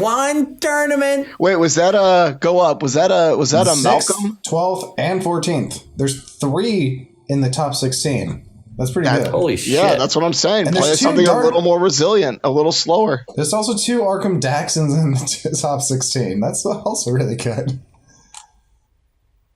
And this was a heavy, I think, turbo storm tournament too. Yeah, and there was plenty of blue farm. A lot of blue farms, a lot of Kinnan, a lot of Rogside, a lot of Ral. Kinnan. Yeah. I mean, Kinnan won the whole thing. Uh, But I wanted to go over this Alando the Seer deck. But anyways, Alando the Seer. He is right here. I think this is the guy I lost to. I don't know what the fuck it did, but it just won. So you tap it and you draw a card, then exile a card from your hand, then put a number of time counters on it equal to its mana value. It gains when the last time counter is removed. From this card, it's exiled. You may cast it without paying its mana cost. If you cast a creature spell this way, it gains haste until end of turn, then remove a time counter from each other card you'd own in exile. So it's like once you it's a lot of setup and I'm just kind of getting value here. And then all of a sudden it just kind of goes off and you're like, oh. Yeah, kind of a sneaky deck. I like this. He just wins. Interesting. I don't remember what the winning combo was because I didn't play against him in January. It was middle of last year or something. But okay. The fact that he got 22nd, he's clearly a good player. Yeah. He's very consistent. And he's definitely playing one of those weirdo decks that people are like, what? You're in Simic and not playing Kinnan? And then nobody probably realized what he's doing until it's actually done. That's exactly what happened. He psych rifted. It was basically me on Kinnan, a Nagila player, and Tyam all just keeping each other in check. And he was just kind of he would only, fire off a removal or counterspell if it was absolutely necessary, and was just playing value stuff I'll play a Fairy Mastermind, I'll play that, and it was just okay, he's not really doing anything threatening, and then just fucking won. Interesting. Okay. But yeah, let's we know what the top Simic deck is. It's Kinnan. It's Kinnan. Yeah, we don't have to go. I just wanted to mention some of the other ones for fun. Give some shout outs. So now it's going to be moving on to Rakdos. Rakdos, which should be Obnixilus. I think Rowan is actually better. Oh yeah, what's wrong right now because it can win so fucking fast. Rowan's a cool deck, dude. It's scary fast. Sometimes you're fuck, we're gonna lose. Spells you cast this turn that are black and red cost X less to cast, where X is the amount of life you lost this turn. Activate only as a sorcery. Oh, cool. So that's what was the fucking card we just looked at? That's similar to this. Heliod. It's like Heliod, but Rakdos. Oh, Heliod. Yeah. Yeah. And it's you just pre-activate it. You play all the lands that are MDFCs that you have to pay 3 life for. So then you play, as long as you play a land per turn, like, okay, I'll play my Pinnacle Monk as the land on the other side, bolt it in, and then all of my shit costs 3 less. And if you play like a Mana Vault on turn 1, like, oh, well, I lost 4 life this turn, so now I'm just going off. It is like, it's a turn 2, turn 3, and you have to almost have a silence because everything is so fucking cheap that they can just keep going. This deck also plays Crick and Villas, which is fucking awesome.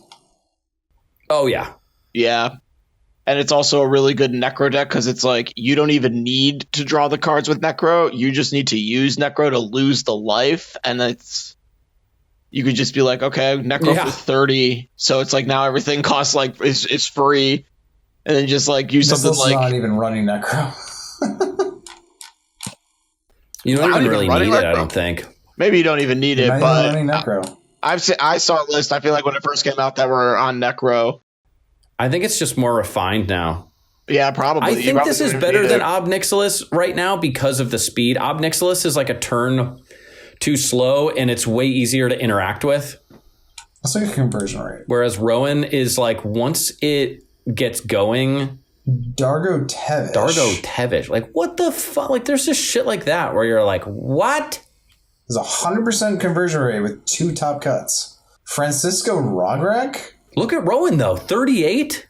Oh, yeah. No, Rowan's way better. Okay. I will actually agree with you that Rowan might be a better deck than Ob Nixilis and, like, Rack Just the Muscle. At least right now.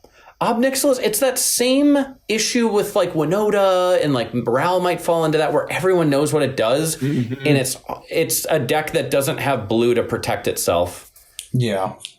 Okay. I'm down to just give this to Rowan. Yeah, definitely giving it to Rowan, but also shout out Anya Falconwrath. Do love that deck. Shout out to Trevor. Let me see if this is the one. Also, Shadow the Hedgehog, I've heard people liking. Oh, yeah, Shadow? Yes, it is. But I think it's Rowan. Oh, my God. Hold up. Scroll down. My favorite... I don't know if people know this. I don't think I've mentioned this. My favorite Magic card of all fucking time.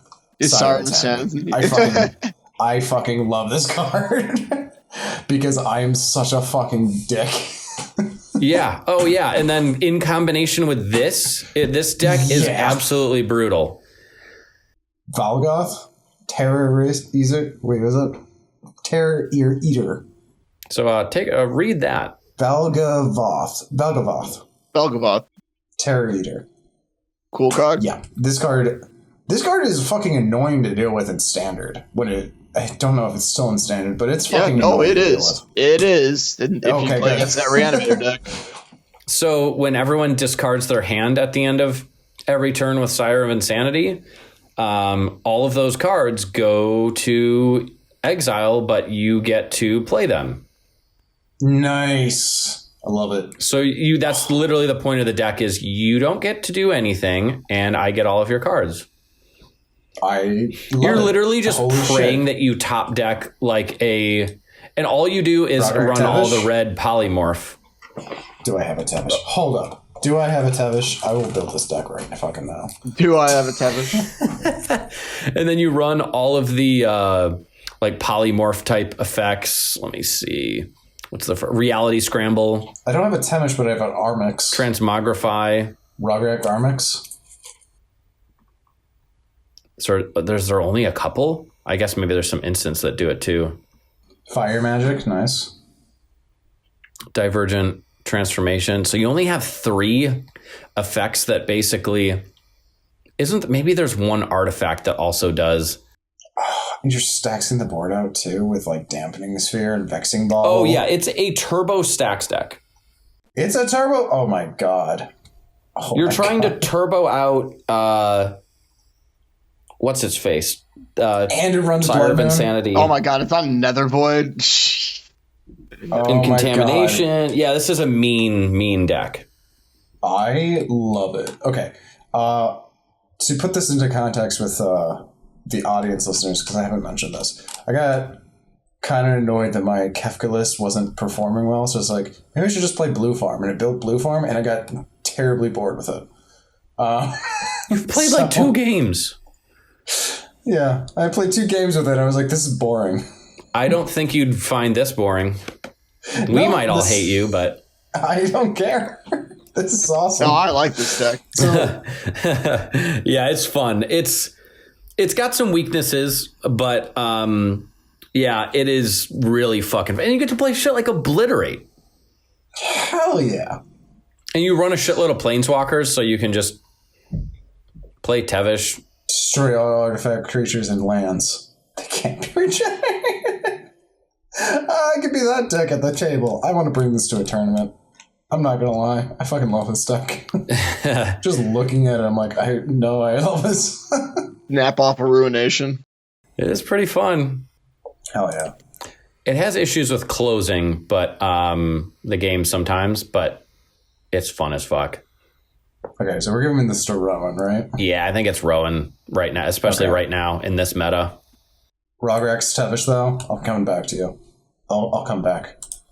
All right, let's go to Golgari. Right. This is going to be interesting. Golgari. Hey, I like to see Dina up at the top. I've always wanted to build. It's like a Protean Hulk deck. I've always wanted to build Shatterfang's also up there. Dina Hulk. What's the popularity, though, of Golgari? Like, I don't think many people really play Golgari. Yeah. Gitrog, I mean, it's a Gitrog monster. I think. Or Chatterfang. Well, because Gitrog's basically just Lumra, but you're in black. Which maybe, I mean, you do get extra color, but I think Lumra's just faster. And then Chatterfang is just Chatterfang.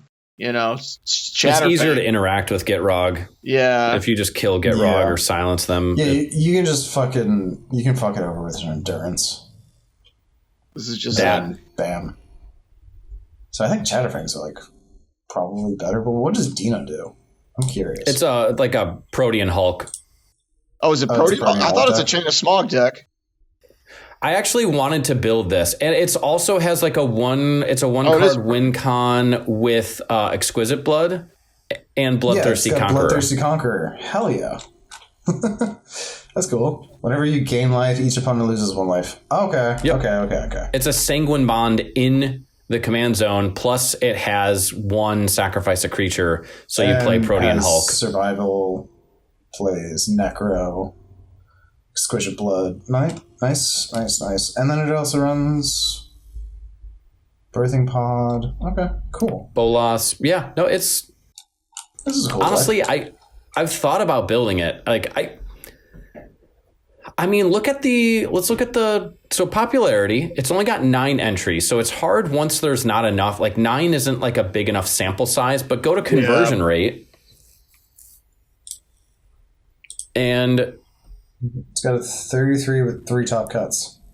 That's not bad. It's hard to say that it's better than Gitrog, though, but I do like that it's cheap. I like the commanders that are like 2 mana. So if someone gets overzealous and it's like, what the fuck are you doing, Dina? And Swords to Plowshares, that you can get it out again. Where if someone Swords to Plowshares your Gitrog, that's annoying. You probably casted a Dark Ritual or used a Mana Vault to like turbo it out, and you're not going to be able to untap and cast it for a long time. Whereas Dina, you can get that going really quick, and you've got multiple options. Yeah. You can pivot to like a Bolas' Citadel. You can go the Exquisite Blood, Sanguine Bond kind of loop combo. You can do the Protean Hulk thing. I think Dina would be my pick. I don't think Golgari is a very good cEDH color pairing, and even though Gitrog is the only thing is Chatterfang, it's a bracket 4 deck in my opinion. Chatterfang's also like a 1-card combo with Warren Soul Trader. Yeah, it's like a bracket 4 in my opinion. Okay. Oh, but it's running Fiend Artisan, which is I know that's such a cool card.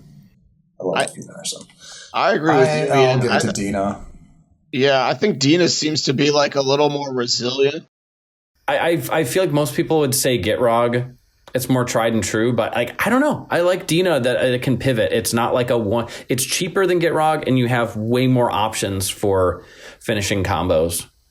I think Gitrog Monster was much better when it first like a couple years ago when no one knew what the fuck Gitrog did. But nowadays, I feel like it's like a rite of passage for cEDH players to just read the Gitrog Monster primer and understand how it works. Yeah. And then forget it if you're not actively playing it. It is not worth the memory space. It's not. It's a cool primer, but it's not worth remembering. So, yeah, okay. Well, I guess we'll say Dina then. I'll say Dina. Okay. I feel like Dina's underrated. I feel like more people should be on this, actually. This seems like a really good, resilient deck with a lot of different combos. Yeah, that's a cool card. Honestly, let's build our own deck for our next time we play. Trevor, you should either do Heliod or Rograk Tevish. I think I'm going to do Rograk Trevish. That looks a lot more fun. Okay, I'll do Dina.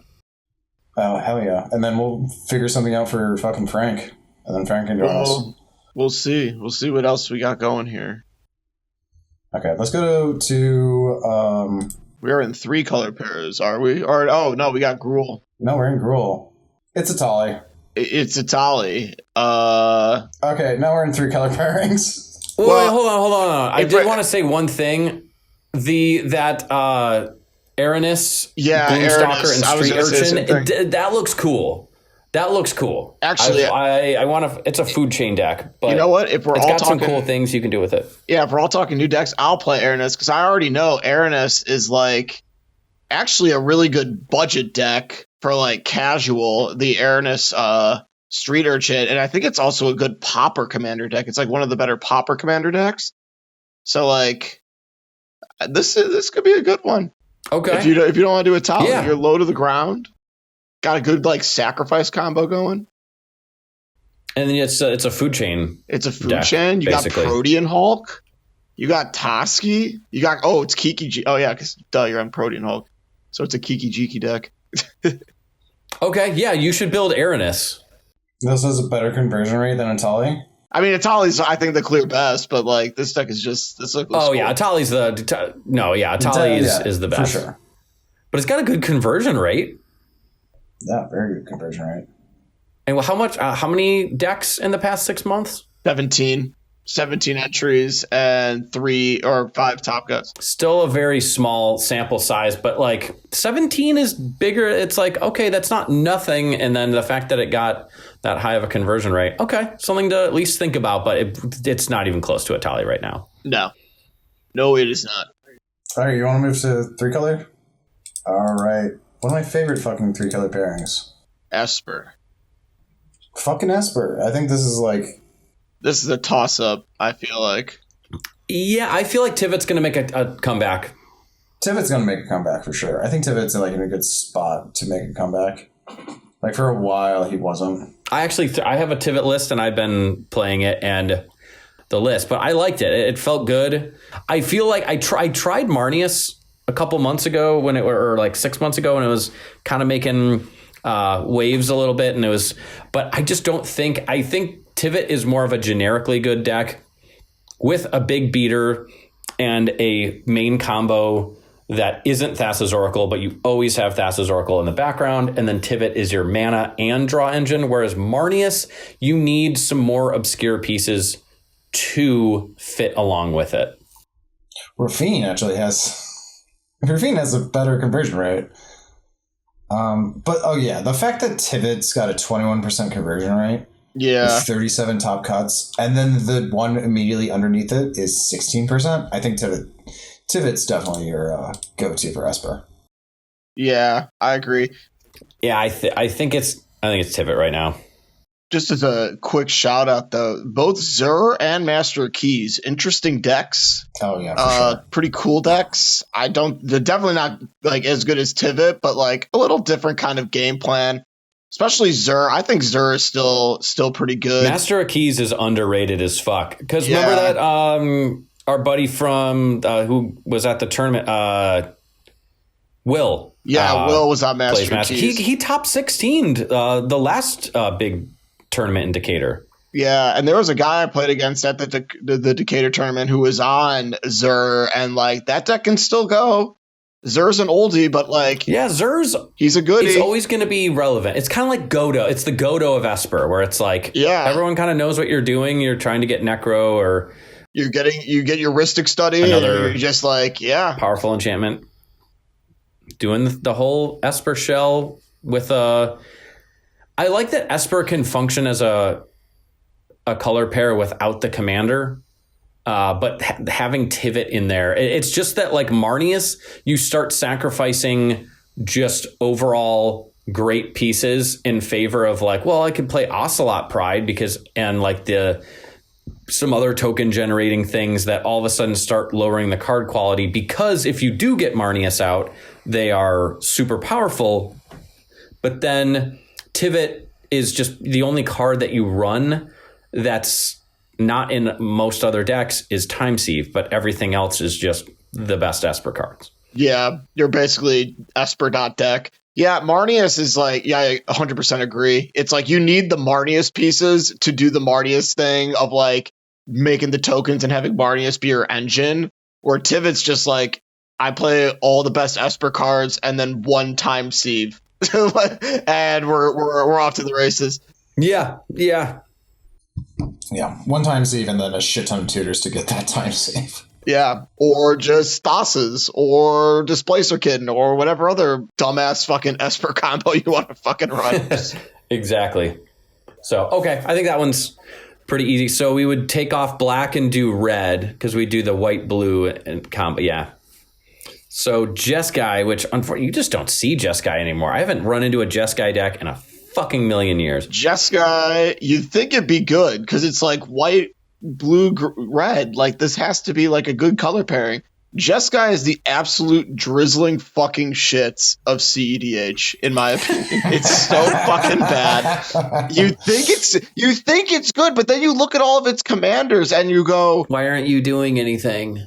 Well, I can't be really fast, but I'm also really slow, and my card draw sucks. And you're like, how?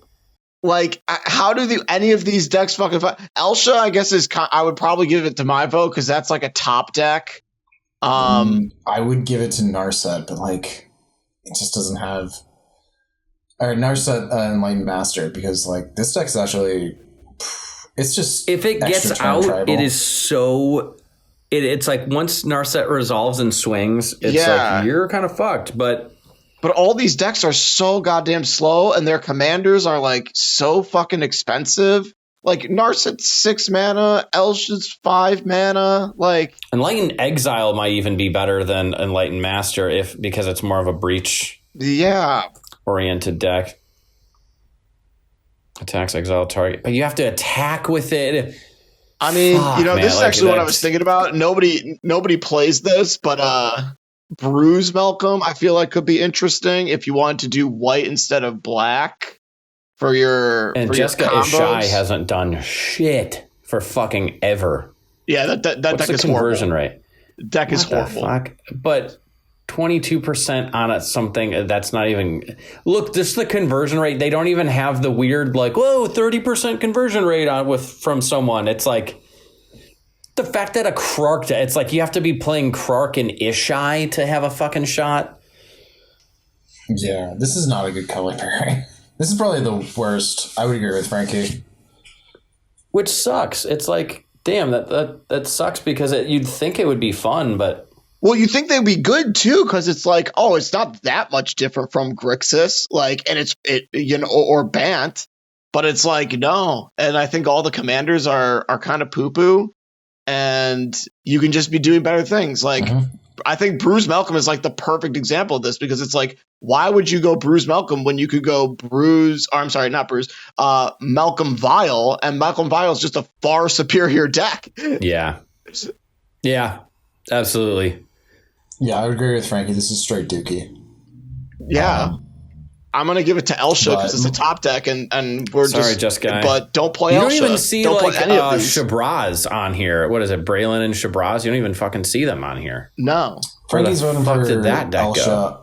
I'm putting my vote towards Narset and Enlightened Master. Honestly, I've seen more Narset Enlightened Master, and it has given me trouble sometimes if you don't have a Force of Will in hand. I think Elsha's just more popular. Basically, if you don't have a way of countering in it, yeah.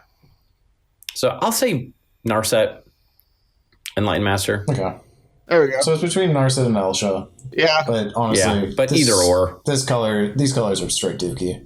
Yeah, it's kind of like which kind of poop do you want? Do you want it like a little green, or do you want it with nuts? Like little chunks of corn in it. Yeah. Like Okay, so Jesus Christ. we got bands next. So I think the two contenders are really like clearly it's Miss Helga's pretty Bumbleflower. good. The 10 people Oh, registering for Miss sure, Bumbleflower, dude. We gotta look at one of those lists. The 10 souls who are playing group hug and cEDH. Okay, so Let's I'm pretty take- sure it's Dog Thras. Yeah, 1 second, Ian. We have to take a moment. Wait, no, go to the most recent ones, Double- Trevor. You gotta go to the most recent ones. It's straight 0-4s for the last 3 people who played. 3 people brought this like a few days ago, and they all went 0-4. Oh my god, January 17th. Oh no. What are we doing here? Hold on. We're out here trying to win with 22 Well, toes. see, if no one brings a Bumbleflower deck, then they just convert to Blue Farm, and we have to deal with one or more of those. So, They just feed you know the what? I'm Bumbleflower okay player. if people bring this deck. They I'm literally I'm brought reading this to like make their friends win. This deck went 2-2 and got 9th place.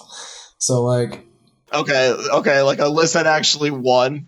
but like, it doesn't really look like it's gonna do much. You're a secret Kinnan deck in your And you have Hullbreaker and Does Seedborn. that Like, Kinnan? why wouldn't you just Yeah. play Kinnan? Why would you just play Dog Or Dog Thras or Thras. like anything Yeah. else?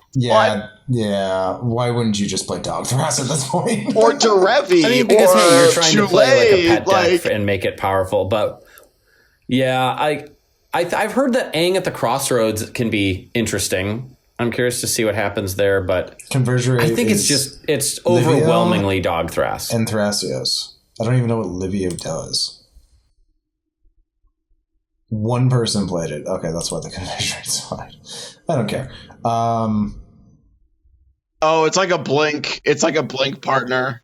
Overwhelmingly Dog Thras. Yeah. Yeah, it's got 35 top cuts versus all of these other ones that have like 1, 2, 4, 8, 2. I mean, Aang probably. Aang might. I think Aang is just every game I've ever played against it. It's just been too slow, and it can't get its thing going. Is the problem? Dog Thras? But Dog. No, Aang. Dog Thras is really good. I would put my vote towards Dog Thras. If you're not playing 100%. I Derevi, feel like you're playing Dog Thras. Yeah. it's overwhelmingly Dog Thras. I think Dog Thras. I feel like Derevi's kind of transitioned into more of like a 99 combo piece rather than you play Derevi in your command zone. Yeah. I mean, Derevi in the Grand Zone's not bad. It's just like there's better options. So we're going on to white, black, red. Grixis. No, you mean We're not on Mardu. There we go. Thanks, Ian.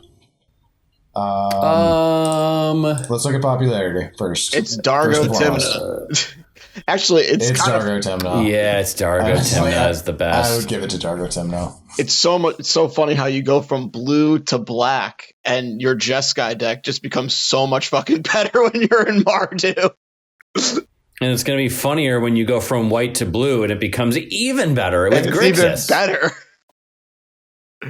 I do love that Celeste is on here as the 3rd most popular Mardu deck because Celeste is, I think, pretty good. Same. Honestly, At I feel least like pretty these are all like solid decks. Obviously, Dargo Timna is the most popular and probably the best, but like Diata's a good deck, Celeste is a good deck, even Kalia the Vast, which is probably more of like a pet deck. They're all I think kind it's of actually like pretty good. Karark? I've actually wanted to try this. Karark Timna? Karark Timna. yeah. It's pretty Karark good. Timna is also scary. Rograk Timna is like turbo. It's basically like Rog Sai with Mardu, which I think is like just play Rog Sai. It's infinitely better. But My vote's of course, going to some Dargo fucking Timna. crazy motherfucker brought Kedis Timna. But If you want to yeah, draw cards, Kedis Timna. I think it's Dargo Timna, and with maybe if I had to pick a second place, Dihada. But yeah, it's Dargo Timna. I would agree. But shout out to all the Kalia the Vast players because that's a fun commander. And actually, you know what? Decent stats. Hell yeah. Somebody brought it to the Invitational. So shout out to that person. I can't remember who you are, but in a sea of blue farm, you were playing Kalia.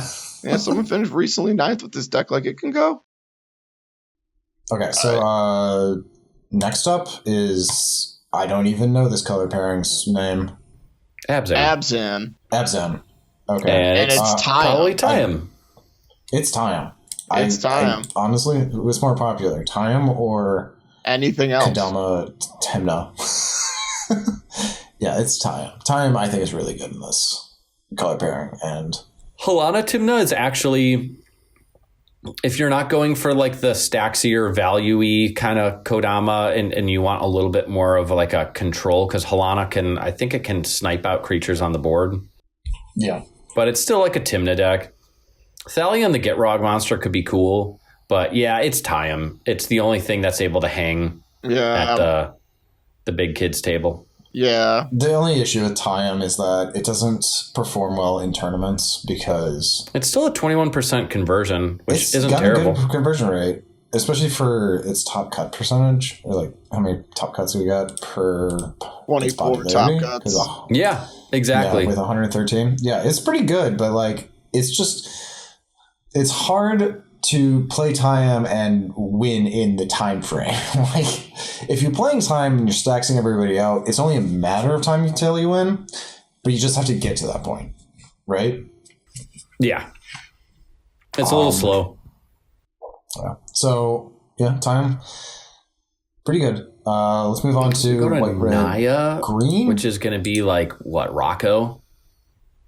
Yeah, probably Rocco. What else it's is it? fucking Jetmare for sure. No, it's not fucking Jetmare. I really like Minsk Beloved Ranger. I played that deck for a little bit. Pretty good. Minsk is a cool commander. Yeah, I wish that deck may come back. I think Minsk is cool. It has some cool combos, but it's Rocco's just a tutor in the command zone. It's Rocco, and he's a good. It's Cortical in the command zone. He's a good food chain commander too. So yeah, it's Rocco. Okay, moving on. Get out of white. I'm tired of this shit. Let's go Grixis. Am I right, boys? Hey. You are right. This one's, I think, is also pretty easy. It's definitely Rogsai, but like... Well, let's do the same thing. Let's take Rogsai out of it. Okay, so we know it's Rogsai. Best deck. Then it's Kefka. Or is it a Nala? I saw some Malcolm Vile decks that were pretty fucking spicy. Yes, actually, dude, Malcolm Vile has kicked my fucking ass before. Yeah, dude. that has some really cool stuff doing. Armix Crown, I haven't seen that in a long time, but I've always thought highly of that color pairing. And Dargo Silas, that's pretty cool. Krark Silas. Krark Silas is basically just like Krark shit, but like you're doing Rogsai combined with Krark Sakashima stuff, and so that one's fun. I mean, it's hard to do bad when you're playing the fastest, tightest color combination in the... Yeah. Like, this is the fastest you can go and be cohesive. I think like, oh, but what if I just play Dimir? What if then you start losing... You know, I think black and blue with a support color is the best way to go. And I think the splash color of red really brings the Dimir color pair together. And it makes it just like, I mean, even Norman Osborn can do stuff. People were playing Sauron and doing shit with it. Sauron the Dark Lord is fucking so cool. I love that deck. You gotta have a reason not to be in Grixis, and it's basically just like you don't want to play the black tutors and you want to do some other nonsense. Shout out to Kess. That was my first like actual cEDH deck. Fucking love Kess. Classic deck. But no longer viable. Classic. Yeah. Classic fucking cEDH, but like not good anymore. But the correct answer is Rogthras or Rogsai. Rogsai, yeah. We're not at Rogthras yet. We're not at Rogthras. Okay, now time for Rogthras. Now time for Rogthras. Wait, which one have we got? Oh, here? no, we're not. This is Sultai. Sultai. So we got Glarb and Tevish Thras. Or Falcon. Or you can do Bird Thrust. Oh, man. I'd rather play Tevish Thras than fucking Glarb. Glarb is pretty... I'm not going to say it. You can do Francisco Thras. And Francisco doesn't do fucking dick. Oh, I like Francisco. He's cool with Malcolm. Francisco Thras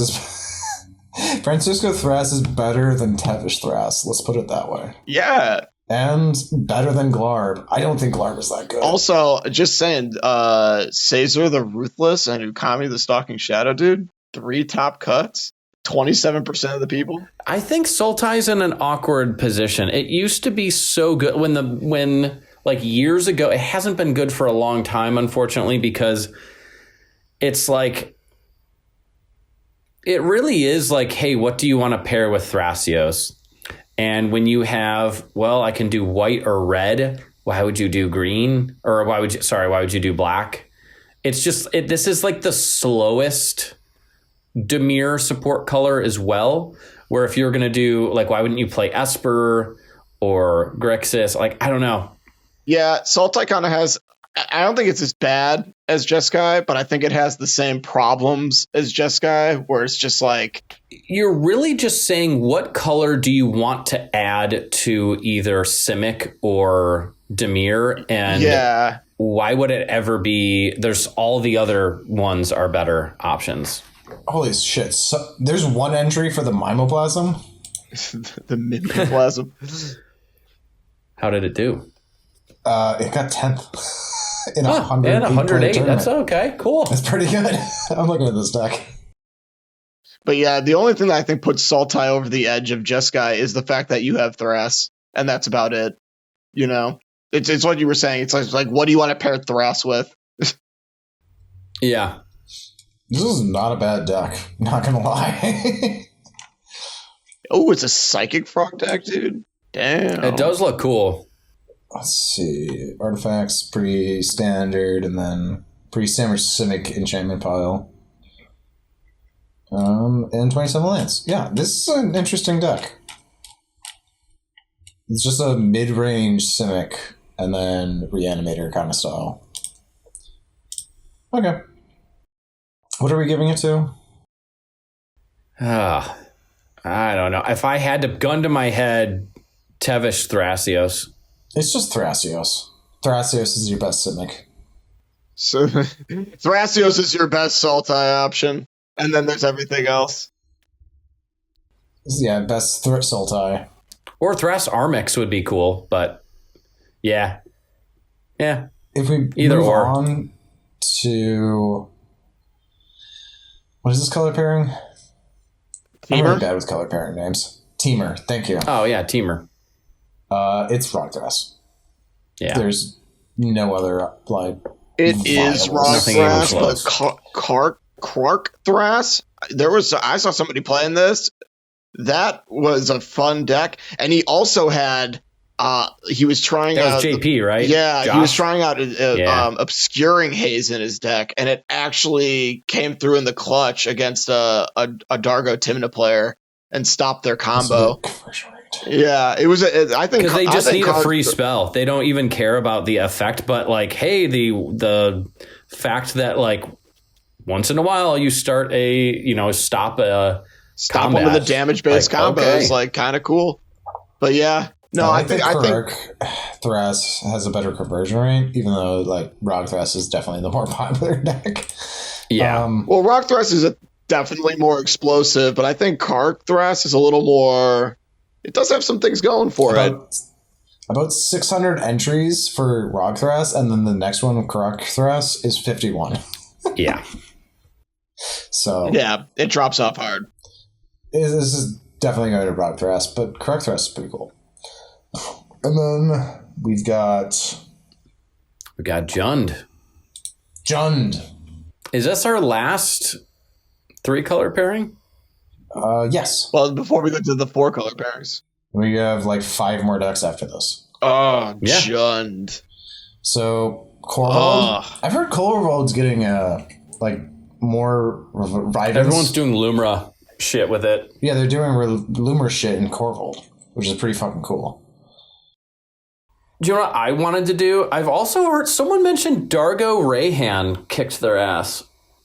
I'm like, dude, it's all I've been thinking about. I think I was actually Patrick, the who was also in that Lumra player game and was shouting that from the rooftops. Someone went to 2016 and fucking brought Prosh to a fucking tournament.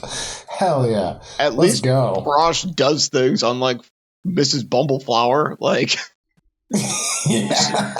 at least Prosh like can do things. Like, I think it's Korvald right now, just even though I don't think Korvald's in a great spot. Korvald has not like, been in a good spot it, since Jeweled Lotus got banned.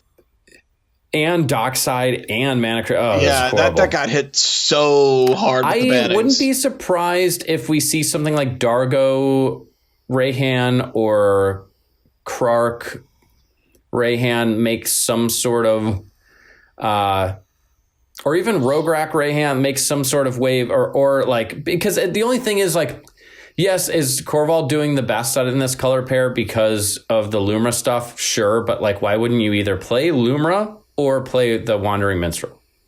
Both better Lumra decks. Because Korvald is a fucking badass dragon. I know. Well, that's another one of my bracket 4 decks that I love. That's my bracket 3 deck. That is like my pet fucking project. I love this deck. I mean, and also though, you don't necessarily have to do Lumra things. I think it's like Korvald does have its backup plans. You know, you can do food chain. Just you can do food chain. There's other stuff you could do with it. Turbo Naz into Chain of Smog, Witherbloom Apprentice. Yeah. It's just a little. It's unfortunate. It got hurt. No one plays Junt in. In cEDH. If you do, I guess it's either Prosh or Korvald. Or I guess Dargo. I think it's going to be one of the Rayhan and Red things are going to eventually. Yeah. Yeah, it's like if you want to just play a new thing that comes out. Or a new thing that comes out, it's gonna shock the world. It doesn't have enough entries. Like the top entry is 45, and that's Korvald. But then you look at conversion rates, and you have 25. See a Rayhan pairing. 25 conversion rate with 3 top cuts. But you know what the fucking entry rate was? 12. Yeah. Yeah. So get all these people that are for some reason still playing Jeskai to try out Rayhan, so the entries will go up and we get better data. Because right now we have a bunch of people just wasting our goddamn time here with bad fucking data. Get those 40 people on Jeskai to play Rayhan, and then it's like, okay, now we can see. Now we're talking. All right, let's get on to the. I think it's Korvald by proxy, but let's get on to the 4 color pairings. And this one's going to be quick. Yep, this is Sans Green, also known as Blue Farm. Yep. It's just Blue Farm. We don't even have to talk about it. 1,326 entries. Yeah, so it's clearly Bjorn and Wernog. Hold up, conversion rate. Let's go. Despite the popularity, it's still at a 25. Right there with Blue Farm. Okay.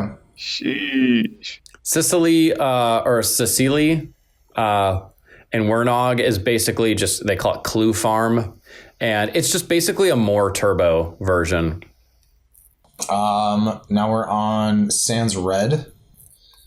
And unfortunately, since the bannings, Atraxa is just, it's so hard to get going. So you just, it's Timna Thras. Poor Atraxa. Poor Atraxa, the Cranium Fire. It's Thrasios Timna for Sans Red. TNT, baby. Absolutely.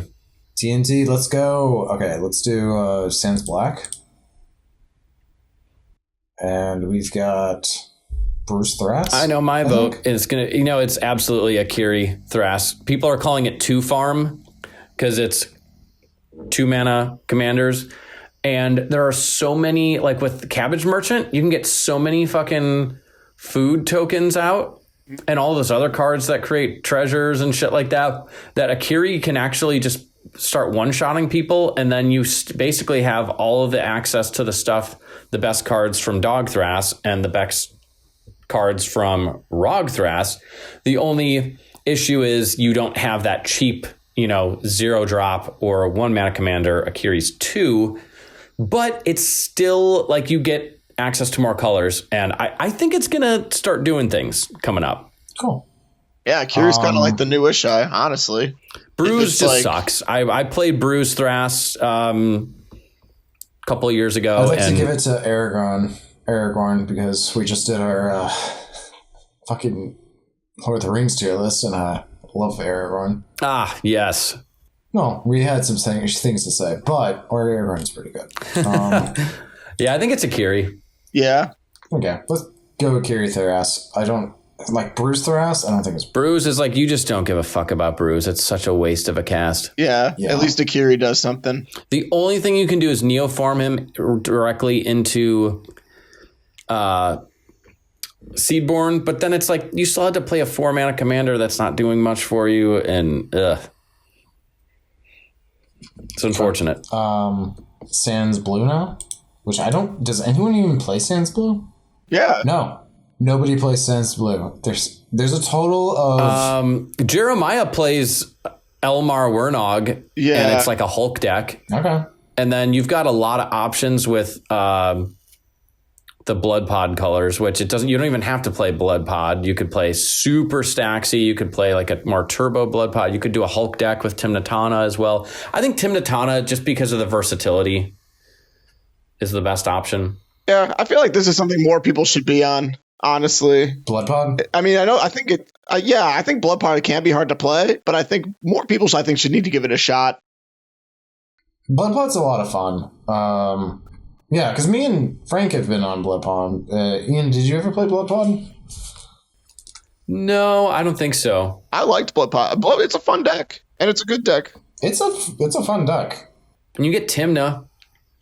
You get Timna, and you get a lot of attackers and a lot of stacks pieces, and then it's fun because like you use those stacks pieces as fodder for your tutor chains. So you take your fucking collector roof and you tutor it out with something to get your what do you need? The Felidar, because you need Timna at you. Yeah, you need to get Felidar, which is a 4-drop, but like you need to get rid of your collector roof first, and then use your blood pod or birthing pod to sack your Timna to get Felidar, and then it's just like the lines are so fucking smooth in that deck. I like Blood Pod. I just wish it was a little bit better in this meta. It is a little slow. It is a little slow. Yeah, it's very slow. And the fact that it doesn't have blue, I mean, it's got its issues. Yeah, it hurts. I think it's pretty good. And then this is one of my favorite color pairings. Vile it's going to 100% be Thrasios Vile for me. Not Yidris? No, I fucked around with Yidris. This is just a bracket 4 deck. Not Shadiki Crom, dude. You sure you don't want to play Shadiki Crom? No. Nope. I'm fucking 100% sure. You sure you don't want to play Shadiki Crom? I think Thrasios Vile Smasher, I built it like more mid-range where it was still fast, but I had Necro in there, but I was more so going for like the Kinnan Basalt, Devoted Druid lines, but I switched it back to Turbo recently, and it's fun. It's basically like you treat it like Rogsai, but you have green, and then Thrasios is your cheap commander that you get out quickly, which is not nearly as good. 2 mana is not even close to being as good as a free, commander, but there's still a lot you can do with it. Nice. Okay. And then last is our WUBRG. I think it's, Sisay? I think it's... Yeah, it's Sisay. It's Sisay for sure. So here's my thing, because when I look at it, so here's the unfortunate thing about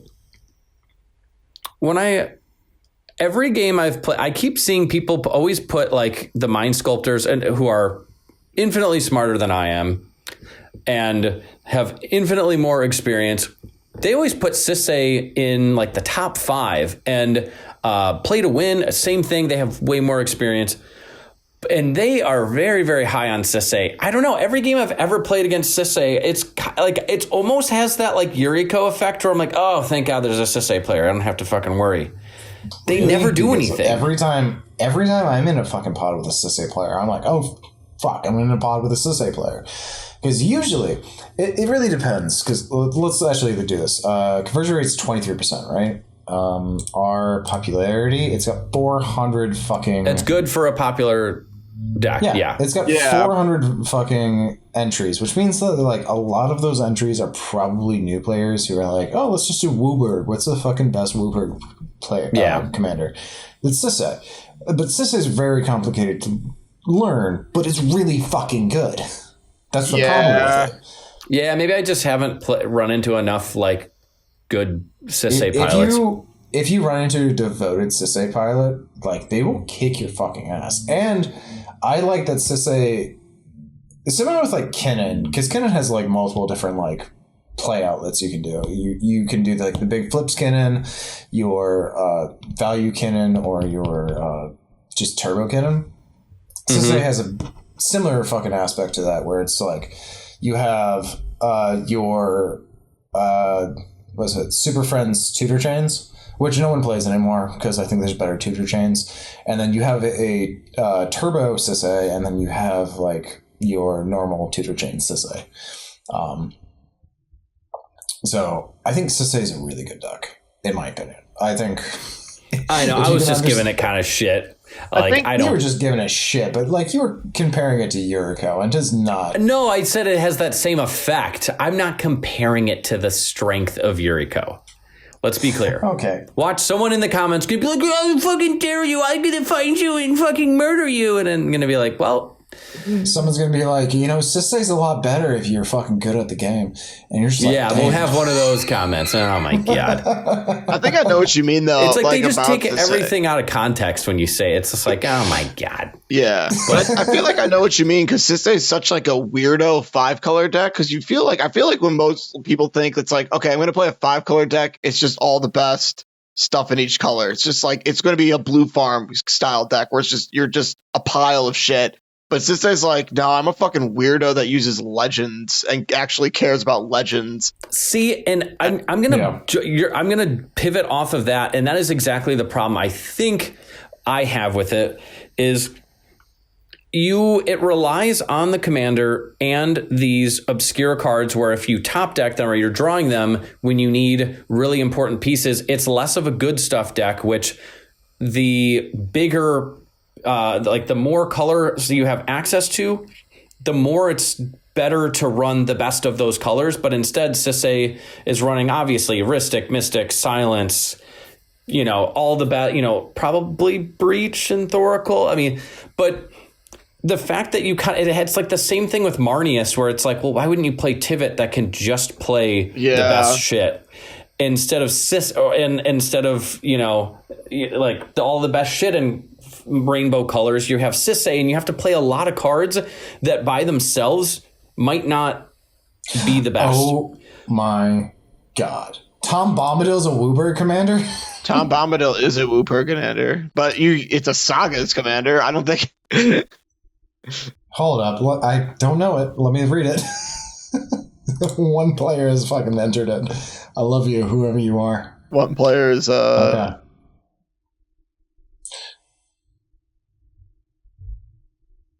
You look at this Tom Bombadil list. He's not even playing a single the Saga. Final chapter ability of a Saga you control resolves. Reveal cards from the top of your library until you reveal a Saga card. Put that card onto your battlefield and Saga Storm. Saga Storm. Okay, let's look. How many Sagas are there? There's one. Oh, it doesn't actually count it. Okay, there's 1, 2, 3, 4, 5. Not a lot of fast mana. 6, 7, 8, 9, 10, 11, 12, 13, 14, 15, 16, 17, 18, 19, 20, 21. And then I'm assuming you're running...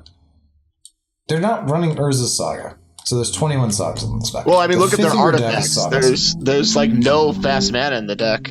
Like Lotus Bloom, Soul Ring, Power Conduit, and Chromatic Lantern. Jesus. Okay. Interesting. I just want to look at that because they got third too, which is insane. Yeah. But Najila, it's not relevant that much anymore, but when I sit down at a table, I'm like a little more I'm like, ooh, shit. Okay, let's just be careful. And then Terra has actually been pretty fucking good. Wandering Mistral is a little bit more of like fringe, but it's doing the Luma shit and it's got access to all the colors. Kenrith is always going to be kind of, I think post bans, he's suffered quite a bit. Yeah, he's kind of like the generic good stuff one, though. Well, so did all of these commanders, like Sisay, Najila, Kenrith. They all suffered from those bans. Yeah. Yeah, I think it's Sisay. You almost have to say Sisay, but like, I don't know. I almost feel like once you add that 5th color, the mana base becomes just that much harder to manage. Mm-hmm. And those 4 color good stuff piles almost become more reliable. Yeah. That's why I think Sisay is your fucking go-to, because like the whole point of Sisay is you're trying to create WUBRG as fast as possible, right? So you can activate Sisay. So you almost don't care that much about like the color of your cards. I mean, you do obviously, because that's how you get Sisay to do her shit. But like you're running Bloom Thunder and your Fyndhorn Elders and all of this other fucking shit. So like you're creating WUBRG pretty goddamn easily. Yeah, I guess also too the other nice thing about Sisay is 3 mana. It is only white, which I guess is very similar to Najila, where it's just 2 and a red. Yeah, I don't know. I feel like you just gotta be. The card quality is actually better than I was giving it credit for. Like just looking at the list, it's like, okay, there's a lot of really good stuff. And you always have options for things because they're always printing new legends, so it's like you can always tinker with the deck in like different ways. Too. Yeah. I was just throwing a little shade at Sisay. Are they running? Yeah, this deck wins with Mount Doom. That's pretty goddamn cool. Yeah, it's cool. It's a Mount Doom deck. It's a Mount Doom deck. Okay. Yeah. That's it. We went through every single color pairing. And I have another 2-hour episode to edit. Hell yeah. Well, hopefully there's a lot of like dead air that you can fucking get rid of. Yeah. No, because we talked a lot. There's a lot of good shit in this, so I don't care. Yeah. It might take me a little bit to get this one out, but we were able to get 2 out pretty quickly, so happy about that. Also, before we go, this episode is sponsored by Card Kingdom. Use promo code cEDH Temple. It's not. To get normal prices on your Magic cards. For this shit. Shut the fuck up, Frank. This video is sponsored by our friends. Not sponsored by anybody. Our great friends. We are sponsored. We are sponsored by our Patreons. Yeah. Ian, do you know our patrons by heart? Because we've got our OG Champ Pharos. Thank you so much. Kicked off everything. First patron. We'll always remember that. Still pops in on every video and comments. Gets the discussion going. I love that. Then we've got Noah H. Came in recently. And then like right after that, we got Zeno. So, this is the first episode where I get to mention Zeno. I had literally finished editing and uploading the video scheduled to post the next day. And then Trevor, you texted me like, oh, did you include our newest patron? I'm like, oh yeah, I got Noah H on there. And you're like, no, there's another one. I'm like, what the fuck? So thank you so much. Like that's awesome. Our last video of 2025, or maybe it was the first one of this year, I forgot. But we were basically saying our goal would be to get 2 more patrons this year. That would be cool. We got 1 our first year of being a podcast. Let's get 2 this year. Let's just double it. And it's not even the end of January and we already have met our goal. So fuck yeah. Thank you so much. We're going to figure it out, but we want to do a $3 tier as well, because a couple of you are at that rate. You're graciously donating $3, so we want to make some sort of difference, so it's worth it, as opposed. But either way, we're just happy to have anyone donating anything whatsoever. It means a lot. And then also another thing, we have actually finally got our Discord going.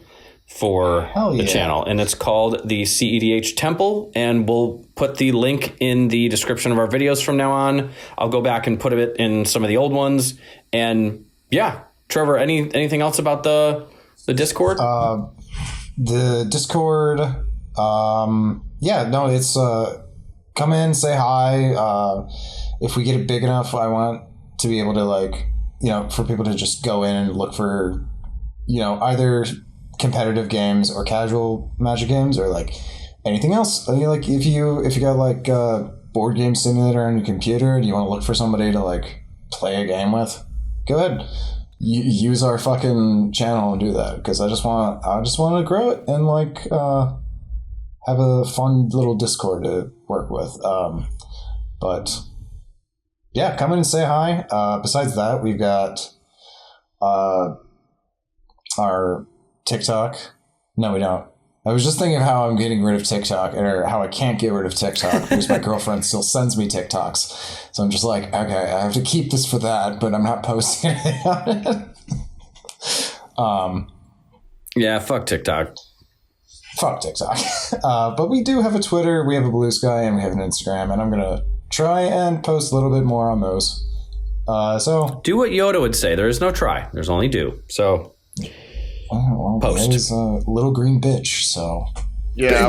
No, he may be a little green bitch, but he'd fuck you up, man. He'd fuck you up. And don't forget, all $3 patrons get $3 off at cardkingdom.com on orders of $3,000 or more. Shut the fuck up, Frank. So join the $3 Patreon tier for that exclusive deal.